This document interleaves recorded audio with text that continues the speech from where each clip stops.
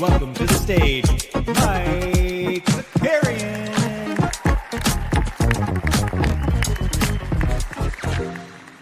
All right, what's going on, everybody? Welcome back. Little afternoon NBA bit for you. We got a fun one today. We got Weisberg joining us here in a minute, and then right at 4:00, we're not even going to start a news stream. We're going to go for an hour, and then right at 4 p.m. Eastern, we're going to roll right into some 89 Cavs. It's going to be a good time. Steve and Justin will be returning, but we have to get started. With the Bing Bong Boys, with the New York Knicks, all that fun stuff. But just some content updates here. We'll have an NBA Bit Show tomorrow morning. We'll be back. And then we'll have another Hoop Sense episode on Friday. So make sure you're staying tuned for that as we cruise into the NBA Finals. But we're going to bring on Weisberg now. We're going to talk about the Knicks. We're going to talk about Tom Thibodeau being let go. Mike, what's going on, dude? How are we doing? Feeling great, man. How about you? Good, feeling good. What was your initial reaction when that news dropped out? What was that, like 3:00 yesterday, 2:00 yesterday, something like that? Like a little stunned. I mean, I know we'd heard the rumors for a while, and I thought that the timing was super interesting, and we're going to get into that in a little bit. But to me, like, I thought they'd give him one more year, given the success. Yeah. If they had lost to the Celtics, I think we're probably talking about the same situation a week ago. Mm-hmm. But given that they got to the conference finals for the first time in 25 years, it is a little shocking. Now, we're going to get into a lot of the internal dynamics and the reasoning for this in this pod, but like, I thought it was a 50-50 shot, maybe 60-40 in favor of Thibs, and they've clearly made a decision to go away from him, and we're going to discuss kind of the different candidates, the pluses, the minuses, but like, you better get this right. I think it's a big picture question for Leon Rose, because this is not we can't fire the players. The GM ain't firing himself. So you're only going to replace the coach here. Right. And I think that's the place to start is Leon Rose is taking an awfully big gamble to say, you know what? Now is the time to hit the button. Yeah, it's funny. I was thinking, I was on this line of thinking, and then shout out No Dunks and Tass Mellis, because I thought like the way he framed it, it crystallized a little bit for me. But I think when you see Thibs fired, your first thought is that was like a knee-jerk reaction to them losing in the Eastern Conference Finals. And Tass went the other way, where it was like this was actually the opposite of a knee-jerk reaction, that this was clearly a decision they had come to probably in March, and that they weren't swayed from one of the biggest playoff upsets we've seen in like the last 50 years or whatever, when the Knicks beat the Celtics. They were like, that is not enough to switch what we believed internally for a very long time, that in order to get atop the mountain, we needed a change in leadership. I would actually argue this is a change they wanted to make for a couple of years now. Yeah. This is not anything new, dating back to 2022. And we're going to dive into the reasoning for that in a second. But like, they wanted to fire Thibs for a while. It's just he's been too successful, basically. Yeah. Like, he's won so many games in the last 3 years, they were like, we can't let him go. Also, Jalen Brunson loves him. Right. And they had built a bit of a culture. And I think Leon and Worldwide West made the internal decision to be like, we're going to stick with this until as long as it goes out. And now they've made a decision. All right, we're going to go get our guy. I'm not entirely sure that Thibs was necessarily a Leon Rose guy or Worldwide West guy. I think it was more of a Dolan decision there. But now you're going from getting a floor raiser, which is what Thibs is, to try to get a championship head coach. And those are very different things. Yeah, I just wonder too if they're like, hey, this is the ceiling. Like we got to the ceiling of a Tibbs coach team. And I imagine, the low hanging fruit stuff is like, yeah, play your bench more and play defense. But I thought there was like some really good reporting around it before he was let go too. I know Zach Lowe broke it down a little bit. I've seen it some other places as well, where it's like, dude, but the offense like consistently got worse, where they were like a top 3 offense, I think the first month or 2 of the season, then they were like top 6, top 10 or whatever. And then from January or really February on, the offense like really fell off. There was clearly some sort of disconnect in the Brunson Cat, like 2-man stuff. One thing that I did think that was interesting, and I was kind of surprised this leaked almost immediately, is that they made it clear that like front office along with Dolan basically met with the players individually prior to like the Thibs firing, which they didn't say that everybody signed off on it, but that is why that was leaked, right? It was implied that like, well, Brunson was on board. Brunson's good with it. Yeah, right. That's basically what they're saying, right? By leaking that. Yeah, I also thought it was like interesting. Whether or not it's true, by the way, I see in chat various people are like, well, I think this is a Dolan thing. I thought it was a Dolan thing. The more I look into it and kind of deep dive into what stuff has leaked over the last couple of years, That's Leon the Rose, more I for think sure. this is actually a Leon Rose decision. Yeah. And don't be wrong. Do I think James Dolan is impulsive and an asshole and an autocrat? He is all of those things and has genuinely been bad for Knicks basketball since he took over ownership 25 years ago. Mm-hmm. That said, I think this is actually I don't think it's necessarily a well-considered decision by the Knicks, but I think it is something they've deeply thought about. And they are very much looking for someone who can make better use of the roster, make better use of this offense. As you know, the Cat pick and roll, Brunson Cat was It's non-existent. Ran about 27th in the league, but per Zach Lowe dropped to like 18th in the playoffs. Yeah, I think I said it the other day. Brunson assisted Cat 5 times in the entire Eastern Conference Finals, which is wild. Yeah, but like there are like strategic reasons for that, right? You're going to stick Josh Hart on your center, and right. basically when you run that pick and roll, it just gets really messy. Yeah, because Cat's going to be coming up on a wing, and your best wing defender is going to guard Brunson on a switch. Yeah. So I understand why they went away from it from a strategy perspective, but you just got to have faith in your guys. You got to run your offense. Right. And if you don't have faith in what you have, then switch it up.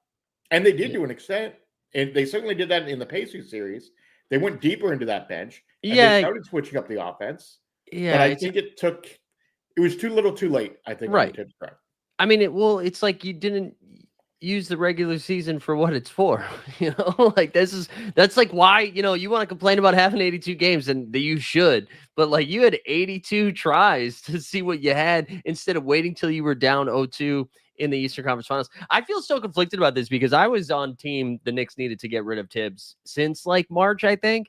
I just did not think they were going to pull the trigger after they got to the Eastern Conference Finals. And I mean, you could see why, because I think, there are some loud Knicks fans who are like, this is exactly what you needed to do. I would say the majority, though, are just kind of grateful for the fact that they were relevant and good for the first time in a quarter of a century, right? That they were able to actually get as far as they did. And I mean, he's their winningest coach in franchise history, or like top. Close He's to it, up there if yeah. he's not. Yeah. I mean, coach of the year not too long ago. Like, so it does seem a little bit jarring, but I do think like you kind of have to. And again, like to shout out Tass, I think for that great take this morning. Like if you zoom out a little bit further, it's like, yeah, they were the 4 seed and then went to the Eastern Conference Finals, but they were pretty subpar throughout the entire regular season, considering what the expectations were for this team. And again, the Celtics series was incredible. You should give them they should get credit for knocking out the defending champs. Like that was a very impressive 6 games. And I mean, and there's no, like they beat them. They beat them. I don't know. There's nothing else you can say. And so they Yeah, should I get some mean, credit look, the for it. Celtics' perspective is always going to be like, you run that series 10 times. I think Celtics fans feel like they win that 8 out of 10 times. Yeah, but that's luckily. And look, that I think that might be the Knicks takeaway too. Yeah. I think the Knicks may have looked at it like we kind of got lucky and we probably didn't deserve to get that far. Yeah. And because otherwise Thibs is fired after the second round. Or the first round. I that mean, he was like, getting fired. yeah, the first one, they barely got by Detroit. Like, I think it was, that's what I mean. Like, credit the Knicks front office for, standing by their convictions. Like, clearly this is what they thought in, like you said, a couple years ago, but at least around the All-Star break, I'm sure they had already had these meetings of what does this look like next. And even though they got some surprise wins here in the postseason, and truly just like a game or two away from the NBA Finals, they still fire their coach. Do you think they have a clear idea of what is next, or is it, or are they like, I don't know, still like circling and seeing what they just knew it wasn't Thibs? So this is a really good question. Appreciate you teeing this one up. I'm going to go on a little bit of a rant here. So I do think they have a guy that they are likely going to target, although I do think the search is going to be a little bit exhausting because it's the only coaching job available. So they're probably going to go pretty wide initially, but I think they're going to zero in on their guy. Now, the favorites, depending on who you have read or listened to, certainly Michael Malone is a guy that I think people like and understand, has real positive history, won a title recently from New York originally. I don't think there's a shot in hell he goes to the Knicks. And he's a CA guy. I agree with that. Yeah. Mike Budenholzer, another CA guy. And No that's way. important due to Leon Rose and the CA connection. Like, that's well and good. Way. I don't think it's Coach Bud. No, I'm sorry. It's not Coach Bud. I think it's Johnny Bryant. So, Johnny Bryant, the assistant, the associate head coach for the Cleveland Cavaliers. Mm-hmm. Now, look, there is inherent risk in bringing in a first-year head coach into a dynamic situation in Madison Square Garden in New York. Mm-hmm. That said, let's lay out the Johnny Bryant case. Johnny Bryant started here in the Bay Area, actually graduated locally, and then ended up playing local college ball. Well, I shouldn't say local college ball. He played college ball in Utah, and then ended up taking. I love the idea that you're like making the bull case for him being the Knicks coach, and we're starting about where he played local college ball. Just let me cook. So he was in Utah with Donovan Mitchell, is widely regarded as the Donovan Mitchell guy, like the Donovan Mitchell development guy. Then, after 6 years, goes and becomes the associate head coach over with the Knicks. Mm-hmm. It's important that he's named the associate head coach when Thibs comes in. He's a World Wide West guy. Mm-hmm. And for those that don't know who Wes is, most people do, but Wes is somewhere between like a media titan and like one of the guys who's like one of the biggest mentors in the league. Like, players swear by him: LeBron, Chris Paul, Stephon Marbury back in the day. He's really close with coaches all around the league because he was the head of CA's coaching agency, along with Leon, who was the head of CA on the player side. So they have a really long existing relationship. Now, when after the second year with Thibs, now he wins Coach of the Year in the first year. Mm-hmm. They have a really tough second year. There are rumors, both published and kind of more leaked to certain media people, that Thibs is on the hot seat.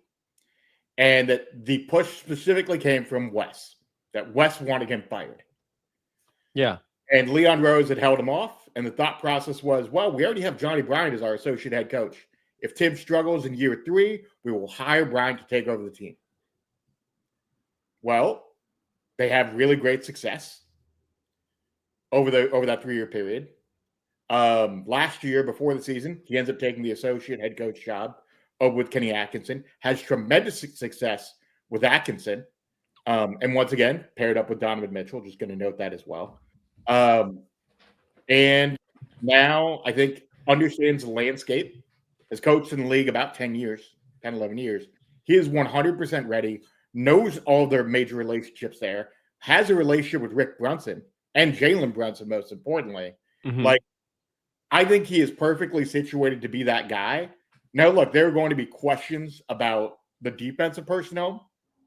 I think you're going to have to hire, like, I don't know necessarily a defensive coordinator, but a really strong defensive side of the head coach. But Bryant's a hell of an offensive head coach. And certainly I think would maybe emphasize a 5-out offense than what's currently offered. So that's the bull case, I think, for Johnny Bryant. Yeah, I mean, I think that makes sense. It's interesting to think about Cleveland just getting decimated from like their coaching staff, assuming like with the Suns grabbing their new guy, to sort of lose like 2 of their top tier assistants would be something. Yeah, I think that makes sense. And you look around, I mean, there aren't a lot of like high level options right now outside of a lot of the retreads that you already mentioned. And that's like, it's just not happening. Like Malone's not, I think Malone you might as well just keep Thibs if that's what you're doing. And I don't think, and not that they're the same coach, but it's the same style. Like you're not really changing anything. And then Budenholzer, I think, is done coaching at this point. And I was reading the Steiny Mo, the Mark Stein newsletter, the Stein line, and he highlighted 3 potential coaching candidates. One that you mentioned, and then Ime Udoka of the Houston Rockets, who the Rockets Houston already came out and said Ime is not happening. Yeah, that's what I was just going to say. Yeah, that Houston has already responded to that. And then the other one is Jason Kidd of the Mavericks, which I thought was interesting and LOL. But yeah, it does really seem like, and I think you're right that fit would make a ton of sense. I think that does raise the risk a little bit. Like, even though I do think this is the right move, you like you stated earlier at the top, it really does put a lot of pressure on just like the first couple of months. Like if you get off to a bad start, I mean, it's not like you're playing in Utah. You get off a bad start in New York after firing a coach who was like one of your highest like winning coaches in history, and then you get off to a slow start in this piece of shit Eastern Conference. I just there's going to be a lot of pressure. Well, so that just to quickly like kind of put a fine note on Thibs stuff, like there were issues with Thibs with the roster stuff dating back a couple years ago. I mean, you remember the Bogdanovich trade for Quentin Grimes with Detroit. Yep. And Bogdanovich and Alec Burks were on that team and just fucking sat on the bench. And the team traded real and legitimate assets for those guys. And Thibs is like, cool, I don't care. Yeah. And I think what they're searching for, look, it's weird to say player development for a team that just made the Eastern Conference Finals, but I do think they want to re-spark the offense and get it in a place that makes sense, but also you want to create more depth. Yeah. Like you look at these 2 teams in the finals, what they have done is they have really deep benches.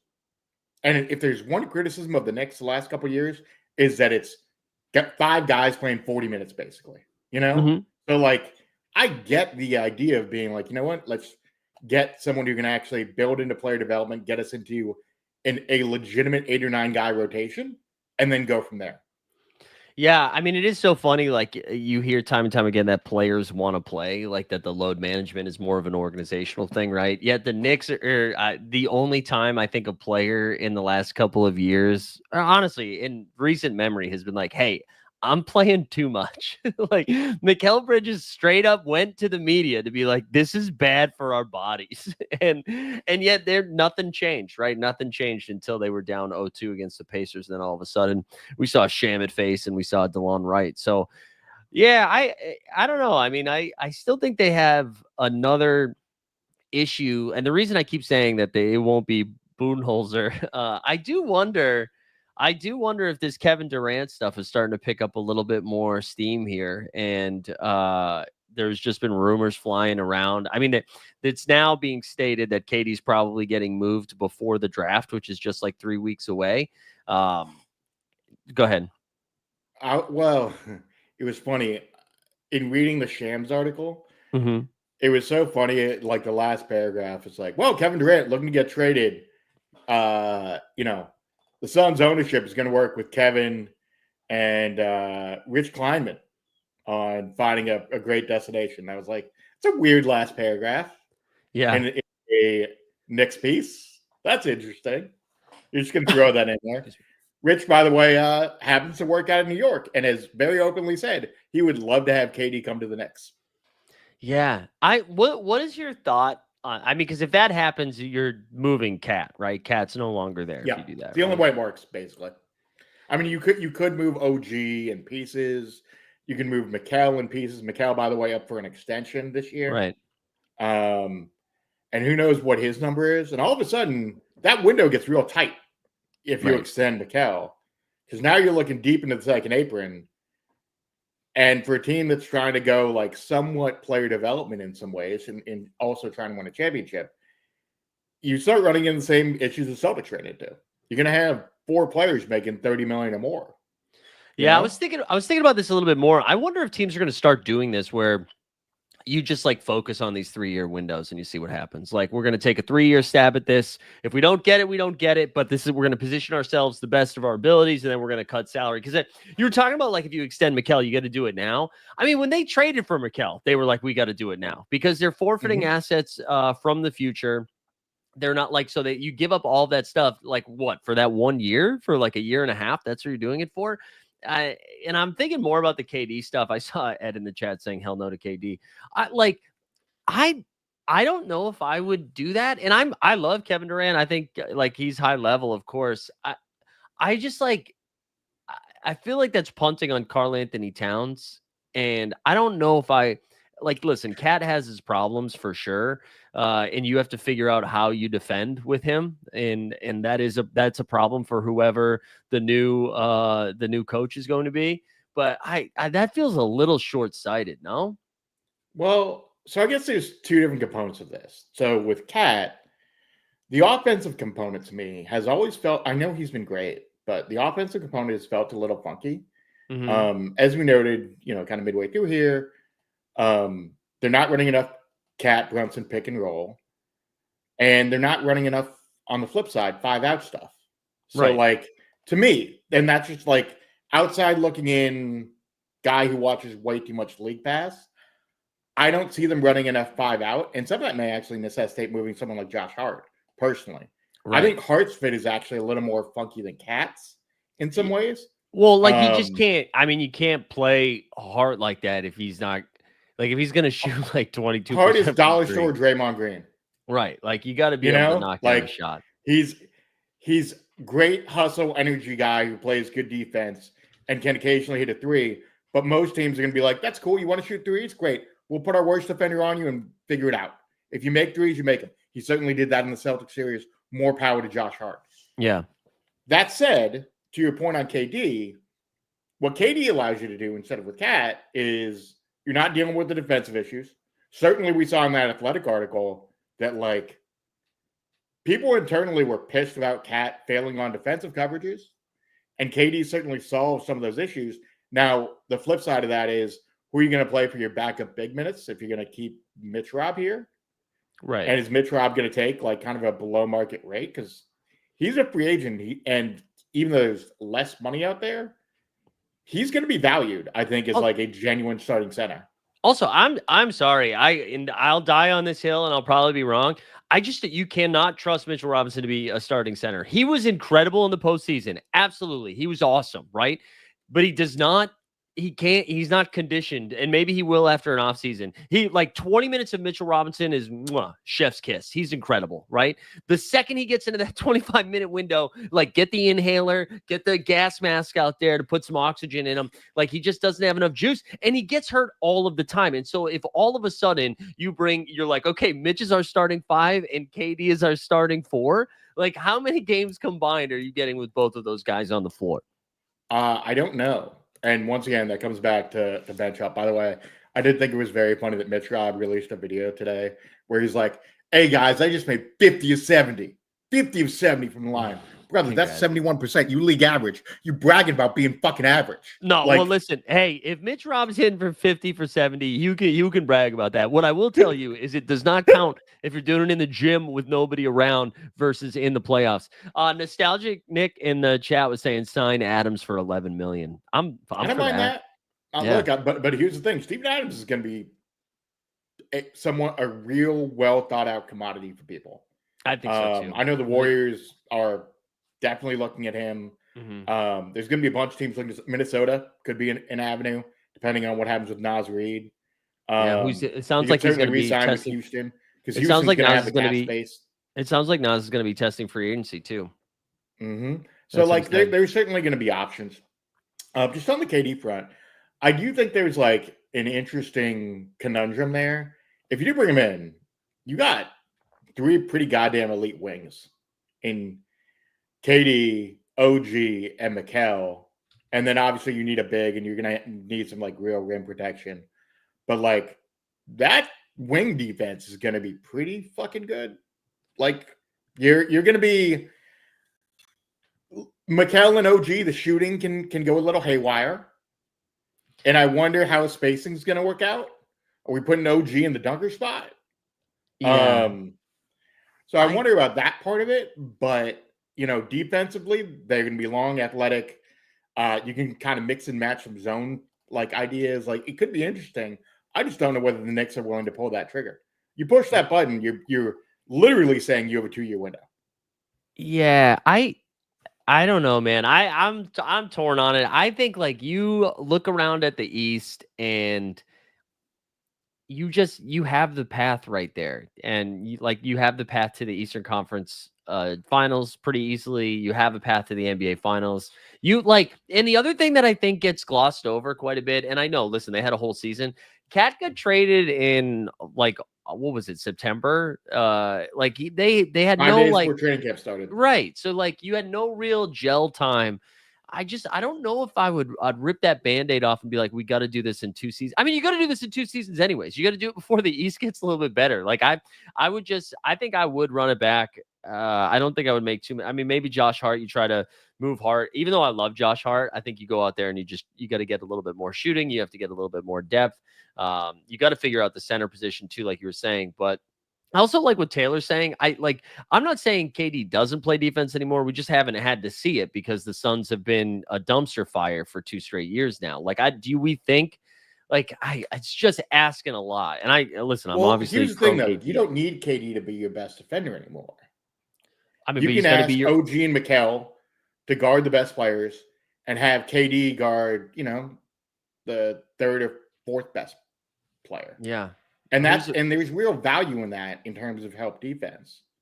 And you can, if you're going to bring him up in a switch, I think KD is good enough defensively because once you bring someone up in a switch, you're talking about, it's called 15 seconds of offense. He can stand up for those 15 seconds.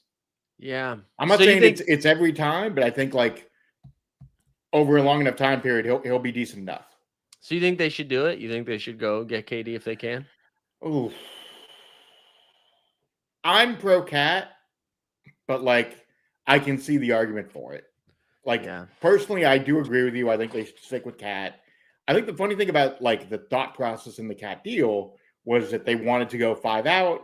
They wanted to build something that was more attack the Celtics successfully. And They did that kind of, but they didn't build the offense around him. And the other thing with Cat was a Thibs guy, right? Mm-hmm. Like pretty consistently, both on the coaching side and on the player side, they would be like, we want Thibs guys, Well, now that's not a problem anymore.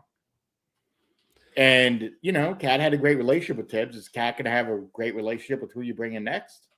Cat's pretty mercurial, like, I don't know. I know the most important person on the team is Brunson, but I think Cat has to be 1A, 1B in terms of the relationship.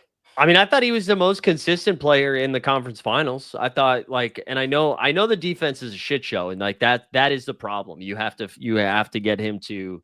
I don't even think he has to be great at defense. You have to know your assignment, I think. And that is what was because I actually thought most of that Athletic article was just kind of fluff. Like I didn't read too much into it, where it was just like, oh, you're not going to believe this. After they have a bad loss, they have a team meeting. Like, no shit. I'm glad that they're taking the playoffs seriously. But I did think the one thing that stood out to me was like, they went out of their way to be like, he was making decisions out there on the defensive end that people were like, we don't know what you're doing. And like, you're playing outside of the defensive game plan. Right. Shocker. Exactly. We saw it the entire fucking time. Right. Like, right.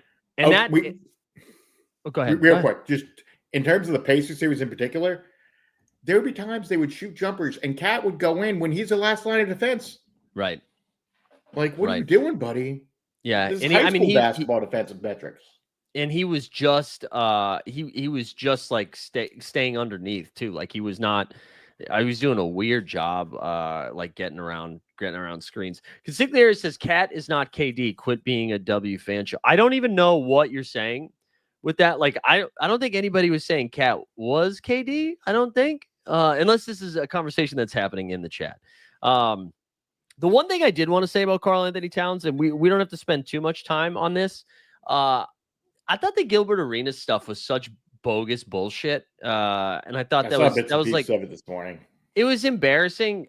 Like I find it embarrassing. I don't know. Maybe some people are like, "Oh hell yeah, dude, that's what it's all about." What I never want to hear again is an NBA player be like, I think Anthony Slater tweeted this out. Like who was it? It wasn't Slater. Somebody else. I never want to hear you have to play the game in order to talk about the game again.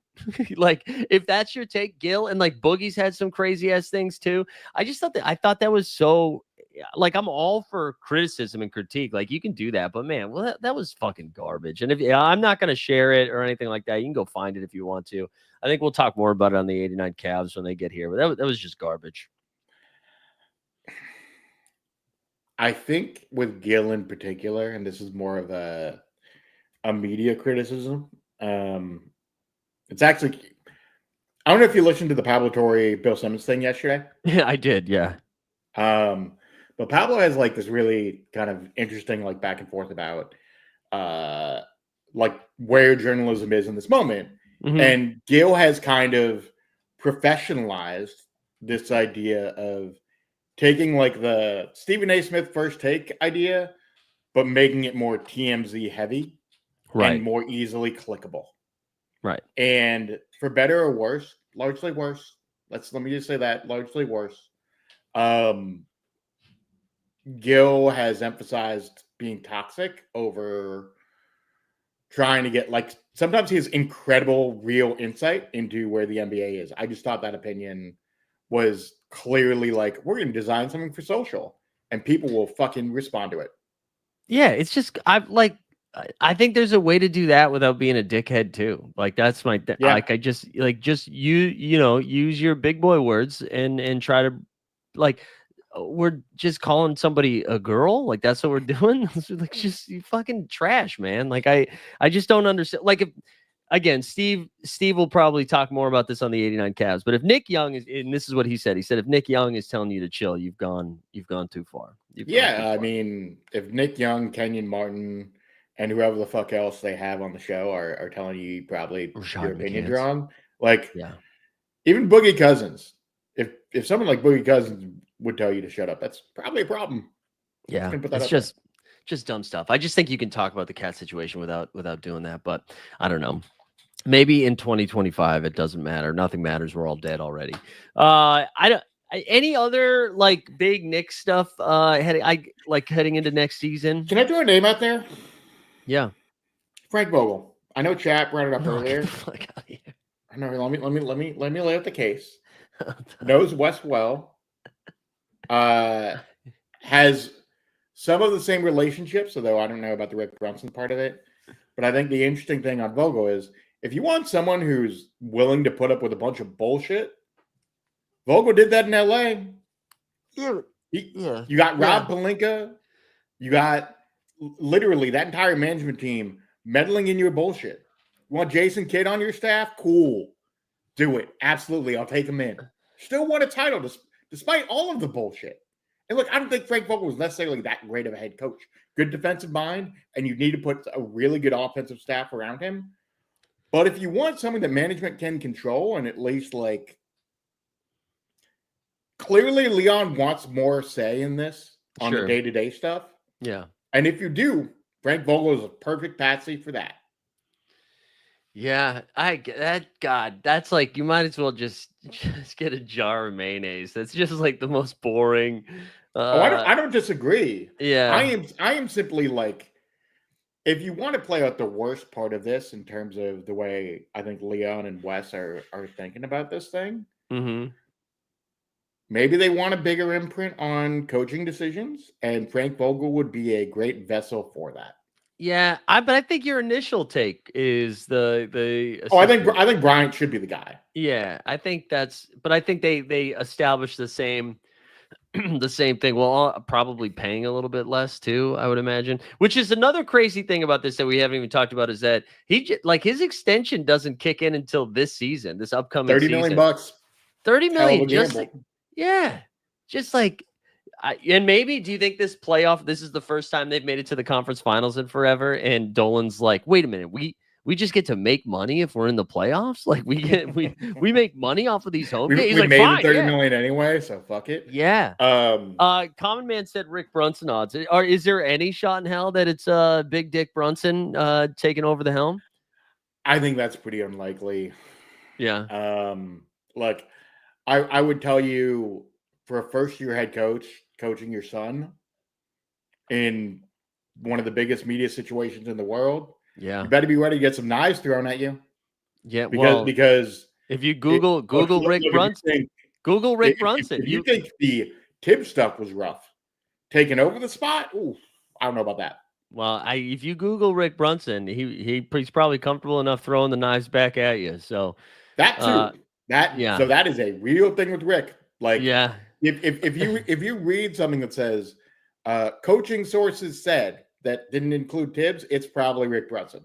Yeah, that's true. That is true. I didn't mean it like that. I was talking about domestic abuse, but yeah. Patrick Ewing, I don't think he's going to be the head coach. I think his coaching days are done.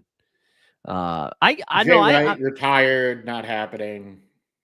Yeah, Jay Wright. Shout out. The Jay Wright stuff is fun. I like that. The Bobby Hurley one, that was even funnier. Like that. Well, Woj will let us know if it's happening. Woj will be the first to let us know. Yeah, I think and we said this at the top, as reactionary as it seems to firing Thibs, I actually think this was a pretty calculated move, and I don't think they're going to do anything too like jarring. I think they have to be able to see the landscape of the Eastern Conference and just know, like, worst case scenario, running this back, they're a 3 seed. Like, do worst you like case. The idea of them hiring Bryant, like doing the first year head coach thing? Yeah, I think so. That's like there is. I think it's a gamble for it. Steve Kerr, Joe Mazzulla, most recent, like of the two most recent hires that have won championships, because that's what you're looking to do. Yeah, you think it works? Yeah, I mean, I think it can. I think I wish it was almost in any other city but New York or like Philly, I guess, for that matter. Because I do think the intensity would be turned up a little bit. But honestly, that's going to be the case for whoever gets hired. That's what, like I already said, I think if you start off like 5-13 for whatever reason in October and early November, no matter who's the coach, it's going to be insane in there. You know?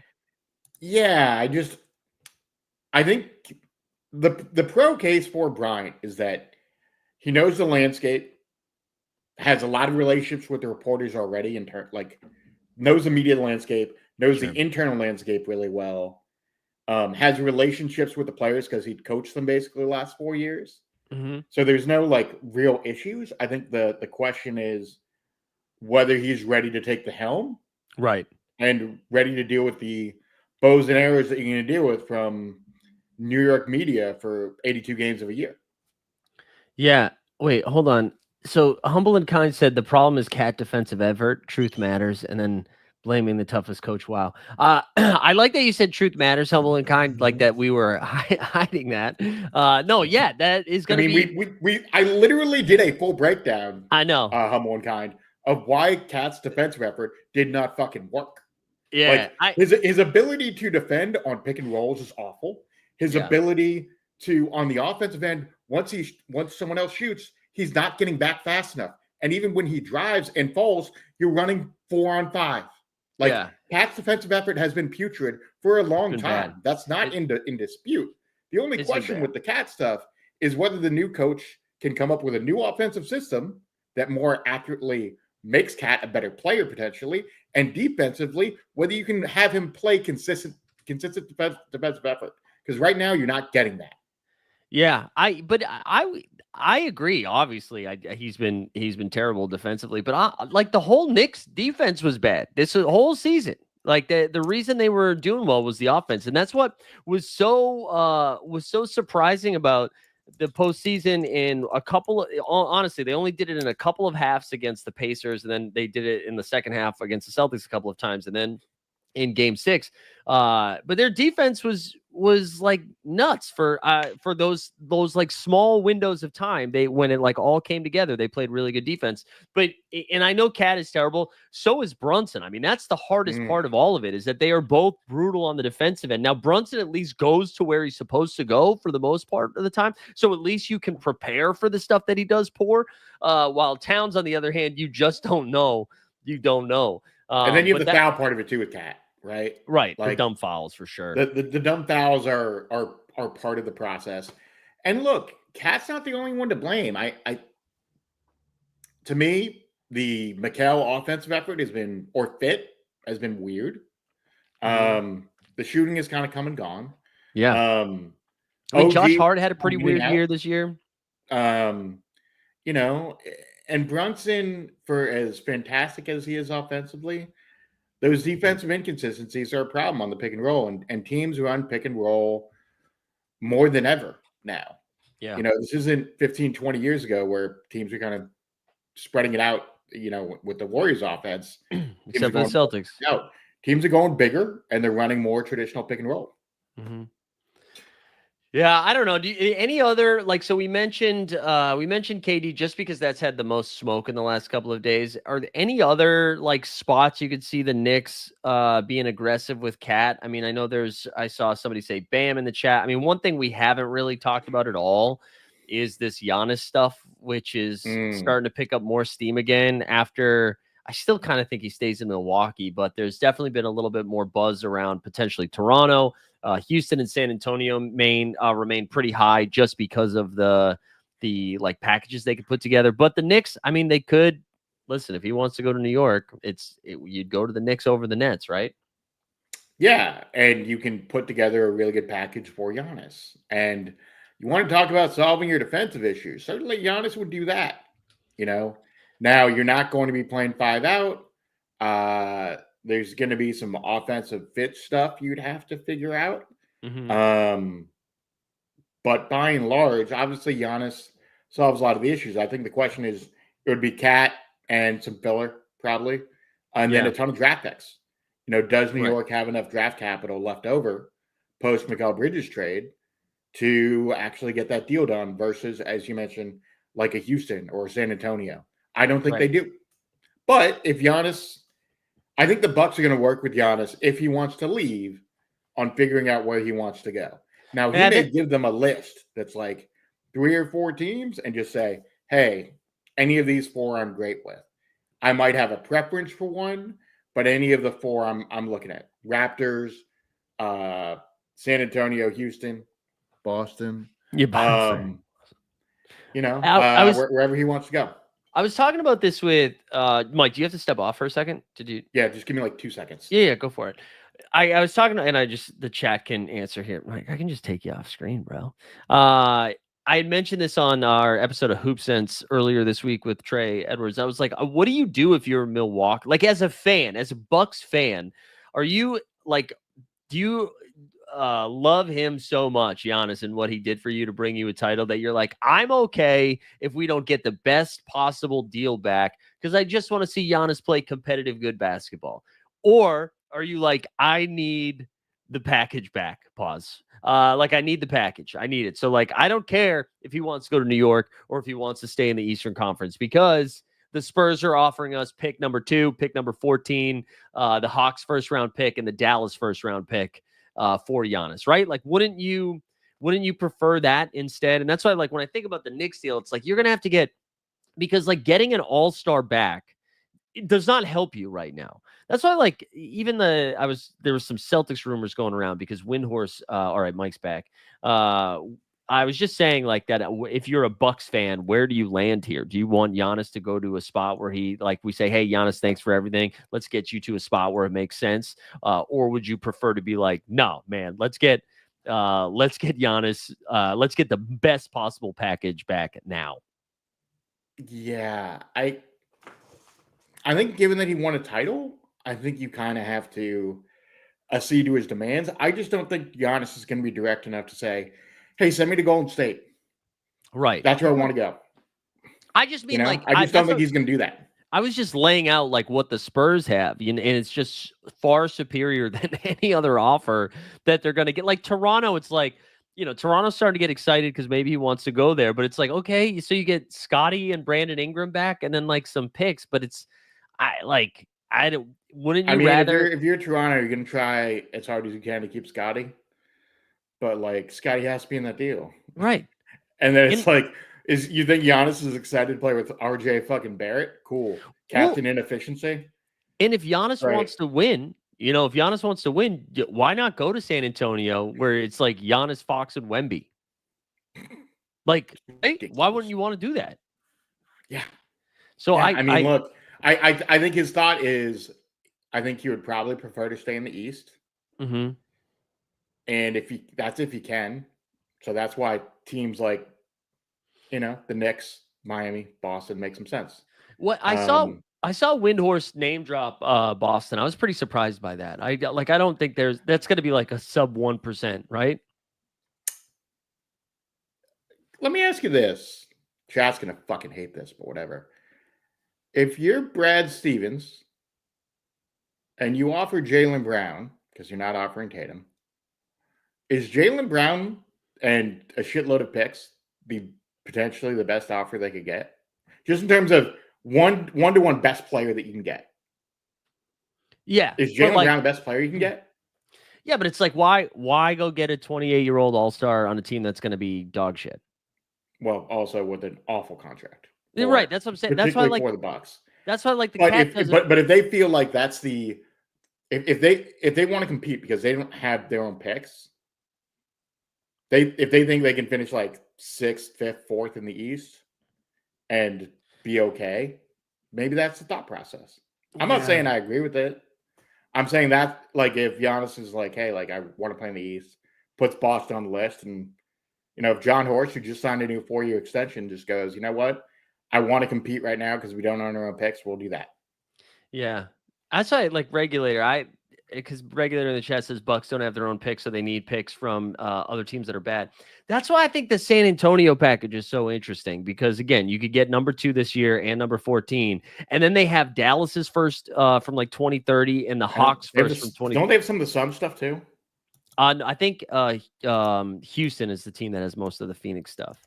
So I think that's right. I don't see it happening, but I honestly think he just stays in Milwaukee because I don't know if you're going to get the best pack if he wants to stay in the East. I just don't know another Eastern Conference team. Like, why go to Brooklyn? You could just be the same shitty 6 seed with Brooklyn that you would be with Milwaukee, right? It's not like, oh, Brooklyn. Like, why would we do that? So just to quickly outline the Spurs picks, because I'm a fucking nerd and I keep draft picks owed as one of my bookmarks. So they own the Hawks pick in 2028 unprotected first. Yep. So they own 2026 first round swap from Atlanta. They own 2027 first round pick from Atlanta.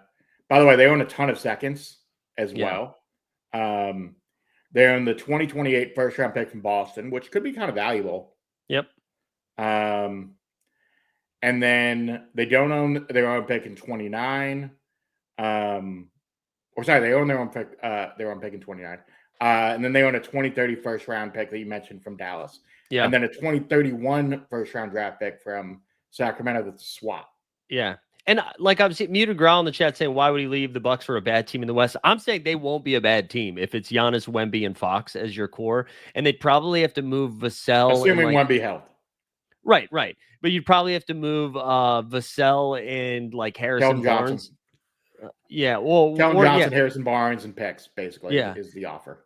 Which means you still have Jeremy Sohan over there. You could do you put the second pick in the draft in there too? Yeah, you got to. You might be able to keep the 14, but I think you got to put the second. Do you think that Castle's in there? No, I think they're keeping Castle. If you're the Bucks, you say, fuck it, I want Castle and the number 2 pick if I'm giving up Giannis. Yeah, if you do that, then I'm not giving you all of those other first. Like, I'm not giving you both the Dallas and the Atlanta first. You can pick one of those. I mean, two. Look, I think I'd rather take the proven commodity of Castle. Yeah. And, you build around Castle and Dylan Harper as your, setup for the future for the Bucks, and then you kind of go from there. Yeah. Wait, you're saying no way Spurs give up number 2? I'm telling you right now, Regulator, they will give up number 2 for Giannis Antetokounmpo. They will, because they're positioned to win now if they want to do it. They will absolutely do it. If they decide to go after him. But again, I don't really know what the market's going to look like. I don't know how many how many teams are actually going to be going out there after him. I don't know. It's hard to know what that market's going to look like, but it seems like everybody else around the league is making it seem like it's time for some big shifts this offseason. Do you have it? I know we're talking about Giannis. We're talking about the Knicks and KD maybe going there. Are there any other spots you're kind of on your radar about this offseason? I mean, look, this offseason, most of the movement that we are going to see is not so. There's a couple different places that we typically on the NBA calendar are oh, here's when the action's going to happen. Mm-hmm. Usually a lot of the trade action happens post-draft leading into free agency. That's not going to be the case this year. I would expect a lot of the major movement to happen in the next 2 weeks prior to the draft. Yeah. So you're going to see a lot of this action once this Knicks hire actually happens, which I think it'll happen a little quicker than people think. My guess is sometime the next week and a half. Once that happens, you're going to see a lot of movement. The other reason why is for a lot of guys, the league year ends basically on the 28th, leading into the 1st, because the new league year starts the 3rd, I think. But you have execution dates on the contracts of if you want to opt out. So teams will have a really good idea leading into free agency if someone's going to opt out, in which case you're going to see real movement. So to your core question, who do I think is going to what is actually going to happen here? One, the Celtics are going to make a whole bunch of moves here. That's the first thing. Drew's gone, KP's gone, probably Sam Hauser. For Warrior fans or anyone else who thinks Derek White is getting traded, shut the fuck up, sit the fuck down. Not happening there. No, Derek's only moving if they're doing a real big, going to get another star type move. I think that's the only way you would move all 3 of those guys. I'm with you. I think Derek White and Jaylen Brown are Michael Porter Jr., as Taylor notes in chat. MPJ probably gone. I know MPJ has a long-standing relationship with Nuggets ownership, which has prevented MPJ from being traded in the past. He's probably gone. But the key here is KD and Giannis go first, and then all other business is going to be taking place. Jonathan Kuminga, which I think is a big key to the Warriors offseason, he's going to have to wait. Obviously, big middling names out there. I wouldn't say big, but Kobe White's probably going to be moved. You have to figure out what's happening with Josh Giddey. I saw that report yesterday where they were kind of they think one of those guys is going to be gone next year, whether it's Giddey or Kobe White. Maybe both. Yeah. Honestly, Bulls ownership and their GM leadership, which has been there for a while now, they're pretty settled in. We want to be the fucking 6 to 8 seed in the playoffs and settle on mediocrity. Forever. Not looking for a title. Forever. So it's a team that doesn't seem like they have a whole lot of direction, and seems like they will continue to do that. So we'll see what happens there. Yeah. Let's before we I got one more thing for you, and then we'll start to wrap up. But just so everybody knows, in like 5 minutes, we're gonna start our 89 cap show. We're not ending the stream or anything like that. We're just gonna go right into it. So Justin and Steve are gonna be joining us in 5 minutes, and we'll rock for another hour. Yeah, this is what the off-season content is going to look a lot like too. We're going to do some like 2 and 3 hour blocks, which will be a lot of fun. But I know we talked mostly about the Knicks. I'll give you 5 minutes of Celtics talk and then we'll wrap up. Where do you think Celtics going? Damn. Okay. Yeah. You said you think both Drew and KP are going. Where do you think, like, realistically, that looks like? Just to paint a little bit of the picture, it sounds like when Drew Holiday gets moved, something else will be added to the Drew Holiday deal from the Celtics side of things because of that contract, which isn't as sexy as, say, what's up? We'll see on that. Yeah, I don't think that Drew's contract is necessarily a negative. I don't know if the Celtics will attach a draft asset. Depends. I mean, it depends how much interest there is because they're going to have to move it. They don't have any leverage there. And then, so anyways, yeah, pick a spot. Where do you think? Right, so for Drew, I think the Dallas stuff makes it. I know chat's been going on that. Look, Drew for Gafford and PJ Washington makes sense. Mm-hmm. The one that I really like outside of the Washington one is the Clippers. I know Consigliere says Drew to Clippers. That makes so much sense in terms of if you want to, if you want to get out from under the second apron, you can do a Drew for Bogdanovich, and like Derrick Jones Jr., both of which you could flip. And then who's the big that they have that's non-guaranteed? Why am I blanking on the name? Big for the Clippers? Yeah. Kai Jones? No. Ben Drew Eubanks. Oh, Drew Eubanks is non-guaranteed for $5 million. Mm-hmm. So you could simply release him and you'd save $5 million there. And, basically what you do, I propose this trade to you via DM. I made a deal with Memphis, and it was like Chris John, Brandon Clark, Scottie Pippen Jr. to the Celtics. Clippers acquired Drew Holiday. Grizz acquired Walsh, Bogdanovich, Drew Eubanks. Just Memphis is just never doing that. And Memphis has Scottie Pippen Jr., who's like one of the best contracts. They love Brandon Clark, and they're getting dog shit in return. They're not doing that. Throw in some future assets, baby. Make the shit work. No way. And then as far as KP, look, the KP part of it's weird. No one knows how healthy he is. He's apparently going to play for Team Latvia. Mm-hmm. We'll see. There aren't a whole lot of great options. I think the Golden State one's probably most interesting, which is basically like Moses Moody and Buddy Hield. I don't love Buddy Hield on the Celtics, but you got to take what you can get with KP, given where he is. Give me John Collins. Ooh, KP. I like that. KP for JC. And how much is Collins making? $20 million instead of 30? Yeah. And you do have the Austin Ainge thing moving to Utah. And you're sending a white guy to Utah. Who says no? Yeah, look, I mean, white European guy, it's fine. They got Lowry. They got Lowry. Are you kidding me? They do have Lowry. Regulator for Drew to the Kings, I don't think the money makes as much sense because the Celtics are just trying to get under the second apron. So in any of the Drew deals, what you really want to see is how much money are they saving while still like trying to remain competitive. If you can save $10 million on a Drew deal, great. That's all you're looking to do. Yeah, the Kings are super fucked. The Kings, I don't know what they're doing, man.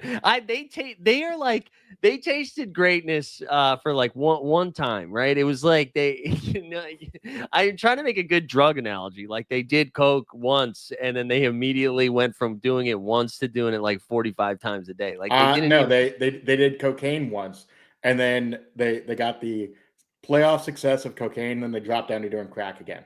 They made their way up to cocaine from crack, and then they were like, you know what we can do? Let's go back to using the shitty thing we did for a long time. It's just And crazy. if you're saying that I'm comparing Vivek Ranadive to crack cocaine, yeah, that's basically what I just did there. It's fine. I don't understand how you lose the plot like so fast. And I know like that first Light the Beam year had a lot to do with the fact that they were healthy and everybody in the West just kept getting hurt. Like they had the most usage of their starting five out of all the teams in the Western Conference. But then had an awesome playoff series. I know they got bounced in the first round, but that was fun as hell. And then to immediately just torch it is just crazy. Look, Jeremy Lamb, Shadow GM is involved, so everything's all good over there, Shout out Jeremy Lamb, dude. It's not every day that a player on your G League team ends up retiring and conveniently 6 months later is engaged to the GM of that G League team. That's so weird. I don't know how that happened so quickly. No, that's good. I think that's fine. I think that's fine to do that. Totally within league rules, and definitely something that Adam Silver was really happy to publicize. Well, I'm just Jeremy Lamb's probably just happy to be known for something that's not the James Harden trade. Yeah, or that like random last second shot he hit in Charlotte. That's about it. Oh, that's right. He hasn't done much else, in the league. I forgot. UConn legend Jeremy Lamb. Anything else here before we wind down and fire up the 89 Cavs? Anything else you gotta let the people know about? Playback.tv/NBA bit, baby. We are going to be covering all the finals. The room has been growing steadily. We're really excited about some of the new members we've brought in. We're going to try to get some guests for the finals. And then for off-season content, as you've kind of hinted, Mike, happy to be doing more content over here weekly. Yeah, I'll talk more about that, like what the offseason looks like, but it's going to be stuff like this where we're going to be doing 2 and 3 hour blocks. So we'll be doing shit like that. We'll have some summer league updates here soon. Maybe we'll talk a little bit about the 89 Cavs, but Weisberg, thanks for hanging out, man. I'm going to, again, we're not, Jeremy Lamb, shout out GM. Justin's getting warmed up, baby.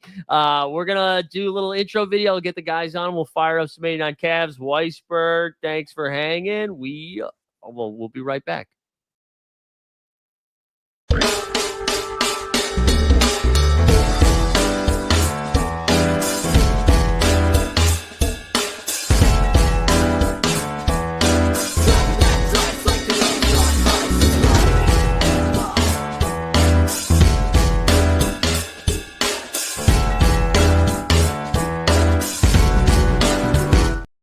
All right, what's going on? We're out here doing blocks now, baby. We've got blocked segments here. We got Justin, we got Steve. What's going on, fellas?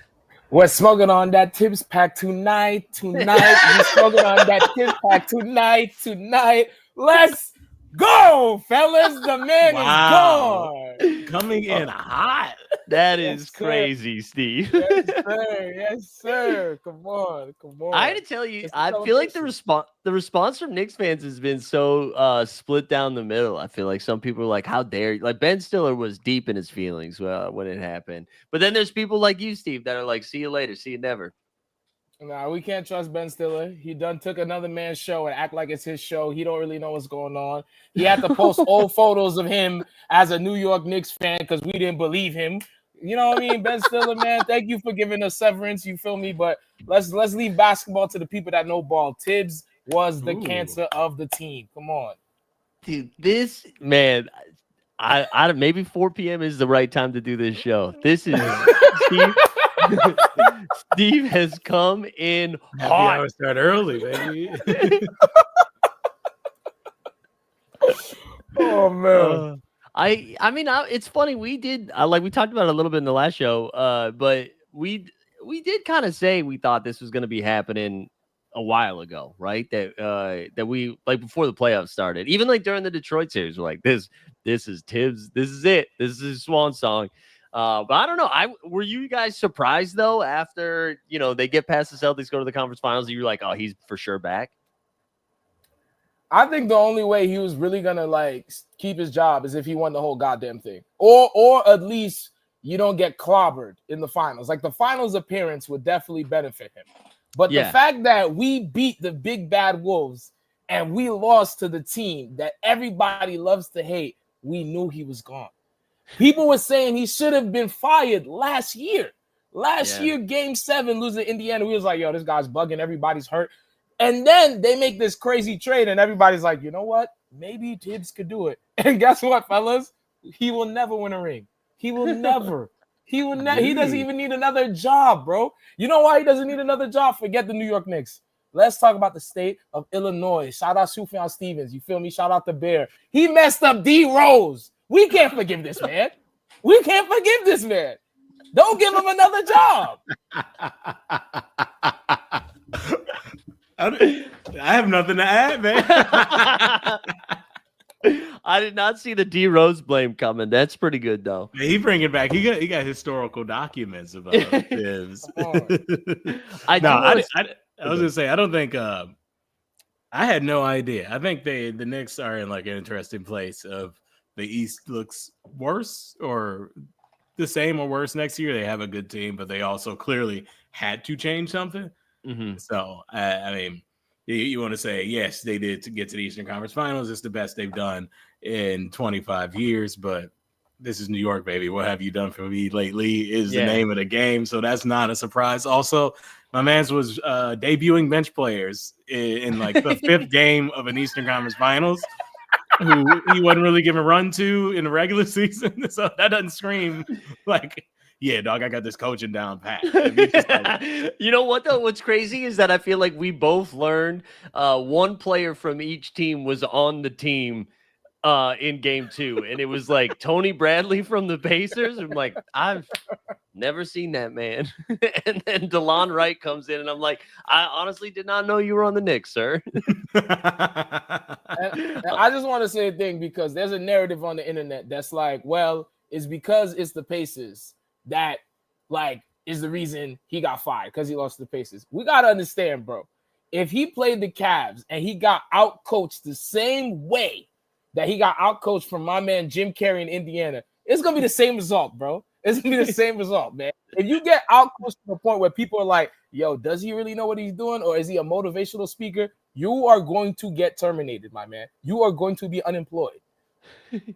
It is. I want to share this comment from Maddie because he says it's nice you can take joy in a coach getting fired, but feel fine morally since he's still getting paid. Right? It does feel nice. It's like we're not 30 mil gonna be nice. Yeah, we're not taking this guy's bread. I did not know this. I learned this morning. I didn't realize Thibs' extension starts next season.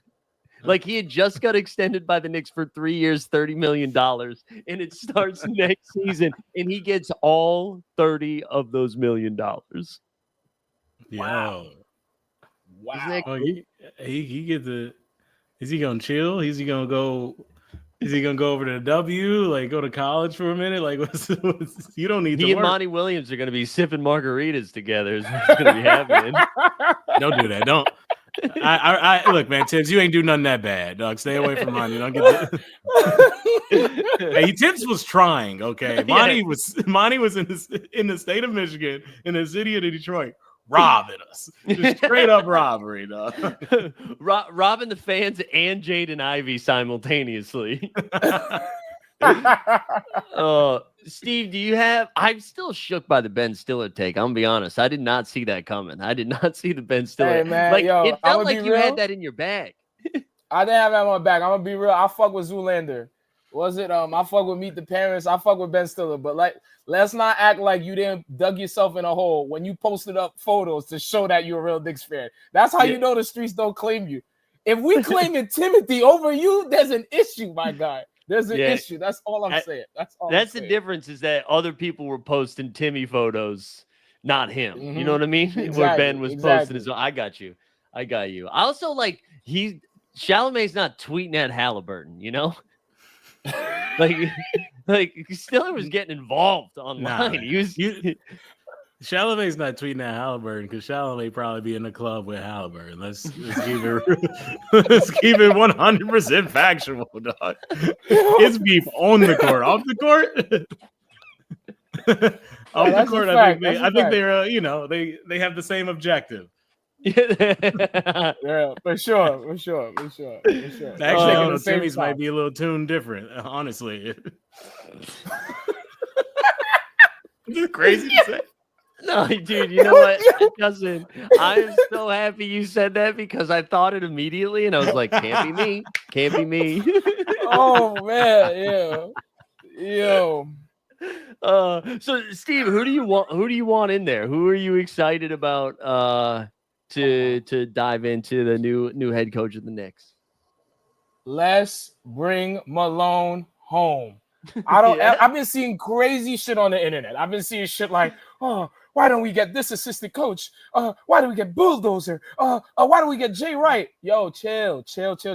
I need somebody who won recently. I need somebody who won now. Okay. I need Mike Malone. Okay. Jay Wright, bro.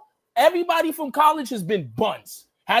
Even Billy Donovan to an extent, he was buns. Let's not act like Billy Donovan was nice. Jay Wright, man, God bless your soul. Long Island's finest. Stay in Suffolk County. Give me Queens' finest, Mike Malone, ASAP. Now. Steve, I think what was so perfect is you spoke about Billy Donovan like he's not still an NBA coach. Listen. He's still head coach of the Bulls. He's not only head coach, he's the third longest tenured coach in the NBA. Yeah, exactly. So let me tell you this. People's acting like Jay Wright is gonna be Phil Jackson just because he coached them in college. I'm just saying, most college coaches, the transition from college to NBA is not that nice. Billy Donovan is all right, but he's kind of buns. Let's be for real. He's kind of buns. He's kind of buns.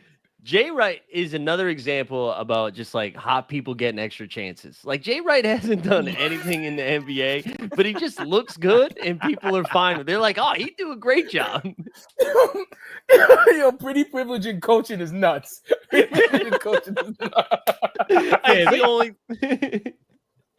they clearly can't have a dude coming up from college trying to be on a team where it's championship or bust. You gotta have a dude with some NBA experience. And he ain't got to be a head coach, but just a college guy. Yeah, they can you imagine just Rick Brunson just scowling at whoever that college guy was? We were talking about it before. It sounds like there's a lot of heat behind. He was like a former associate head coach, Johnny Bryant, who is now with the Cavs, and he's got like a long relationship with the Knicks. And if you were tuned in earlier, Mike can tell you where he played like junior college. But he seems to be getting a little bit of heat there. And then the other two names that were thrown around was Jason Kidd, Jason Kidd. And then they were trying to make Ime Udoka happen, but I think that Houston already said absolutely not. But Malone being from Queens is kind of fun, but somebody in the chat, Wolf Perry pointed out, isn't that just Thibs with a New York accent? See, that's my concern with the Malone thing. Like, how different are they? I mean, I know they're different coaches, but how different are they? If you're gonna, you know how different they are, though. You know how different they are, though. Ain't nobody pull up in a crop top without the logo in a Rolex scoring 40 in a scrimmage under Mike Malone. That's the difference, bro. Ain't nobody blowing their whole ACL up 40 under Mike Malone. Mike Malone got a chip with a dip in it. What the fuck are we talking about? Mike Malone was playing people on the Denver Nuggets we never heard of. How are they the same thing, bro? The only thing the chip with the dip in it. What the... Yo, how are they the same? Steve, the only thing I would say is that like one of the reasons Malone got fired is because he wouldn't play other guys, right? Like that he was only playing. Now, granted, Denver didn't have much of an option, but that they were like, why aren't you playing some of our bench guys? We need to get you to get some bench guys in there. And that is like what Thibs' problem was, right? Where he just wasn't playing anybody else. I agree that they're different. I do agree that they're different, but I wonder if that. I don't know what they're gonna do. I'm like pretty surprised. And then have you guys been looking at any of like the KD smoke too about him potentially going to the Knicks and like Cat maybe getting moved out? Whoa, whoa, for real? Is this serious? A little bit, yeah. There's been a little bit of heat around it, but I don't know. Like at this point of like the offseason, it's hard to know what. Like, is that just Durant's camp being like, let's get to the Knicks? You know what I'm saying? Like, and then they like, go ahead. Yeah, like I wonder if it's just the numbers add up. The numbers kind of add up, and Durant probably wants to get out. Like Phoenix has to make a move. The Knicks have to make a move because fixing a coaching situation potentially isn't their only thing. They still right. need players. They still need you can't be playing campaign as your backup guard. You need a dude who can dribble the ball and get it out of Jalen Brunson's hands. Just face the right way when he shoots. Yeah, straight up. They just need a guy who is not Jalen Brunson with 90,000 usage, right? They need another big. Like, they need some shooting. Like, there's stuff they need on that roster. So I don't know. They have to make something. I don't know. Does Durant really want the smoke of a Knicks team with expectations? No way, bro. At this point in his career? Nah, no way, bro. I also think this. I'm not trying to discredit KD. Phenomenal player. Even at this age, he's killing it. But I think because of his age, the trade that they're going to get from other teams has to be like some bullshit, like random role players, and then for Kevin Durant. Like, I don't think you're gonna get if the GM of the New York Knicks literally sends Cat for KD, somebody got to slap him, and they got to check his whole family for mental illness, because that's insane. That's insane. You know what I mean? I think people get really hyped, I think, when they're like, hey, do you know who fucking played college basketball together? Karl Anthony Towns and Devin Booker. And like, people are like, oh, they went to school together. You know what? A lot of people went to college together that are in the NBA, and they're not like, dude, I gotta get me back to my UVA bros, man. Get me back. Although I guess we had that with the Cavs this year. But that's not even a good team in Phoenix. That doesn't fix any of their issues. They just got a younger dude, and now you got Cat, Devin Booker, and Bradley Beal. Right. I guess it's positionally now they have a center, but it's like, that's still not a great team. No. I don't even know where I want, or like where I think KD would want to go. Like, I know he was linked to Houston for a little bit, and maybe they make a run. Like, I would love to have Kevin Durant in a situation where he's playing basketball in the playoffs, but I just, like, I don't know. I don't even know what his price would be. Like, it does, like, Steve, I know people don't throw enough, like, I know Karl Anthony Towns has his warts, but like, he's still really good, and he's young, and I know he's expensive, but are you really giving up Cat for KD? I think that's crazy. I know they're talking crazy about you on the internet, Cat. You did your thing, bro. You did your thing. I'm rocking with you, Cat. Don't look at the internet. I'm rocking with you, bro. You did what you had to do. Yeah, we talked about it a little bit. The Gilbert Arenas thing is crazy. Like that. What are we doing? Yo, if Nick Young is telling you slow down, you are immediately wrong, bro. Yo, you are extremely out of pocket. Next level out of pocket, man. That's insane. Justin, please share with the people what you shared with us in the chat and how you think there should be a response to this. Cat just got to slap this man. He just got to pull up on him. He got to find out, like, text Kenyon Martin and tell him he got to clear his name. Kenyon Martin would probably be like, all right, I understand. That's a man. He pulls up to a recording live and just comes up there and smacks the shit out of Gilbert. All right. And that's why I was saying, because you got to look, he's a habitual line stepper. When somebody habitual line steppers, you got to meet that moment. And let's acknowledge this. Gilbert has happened before. He's line step with the wrong dude. And that's it. Yeah, I understand Javaris every day now. Like, every day, I understand Javaris Crittenden. Gilbert put guns in the locker. He's like, all right, you want to be this dude? You get shot. I'll put a gun to your face. You know what, Gilbert? You know what happened? Gilbert, calm the fuck down. He calmed down.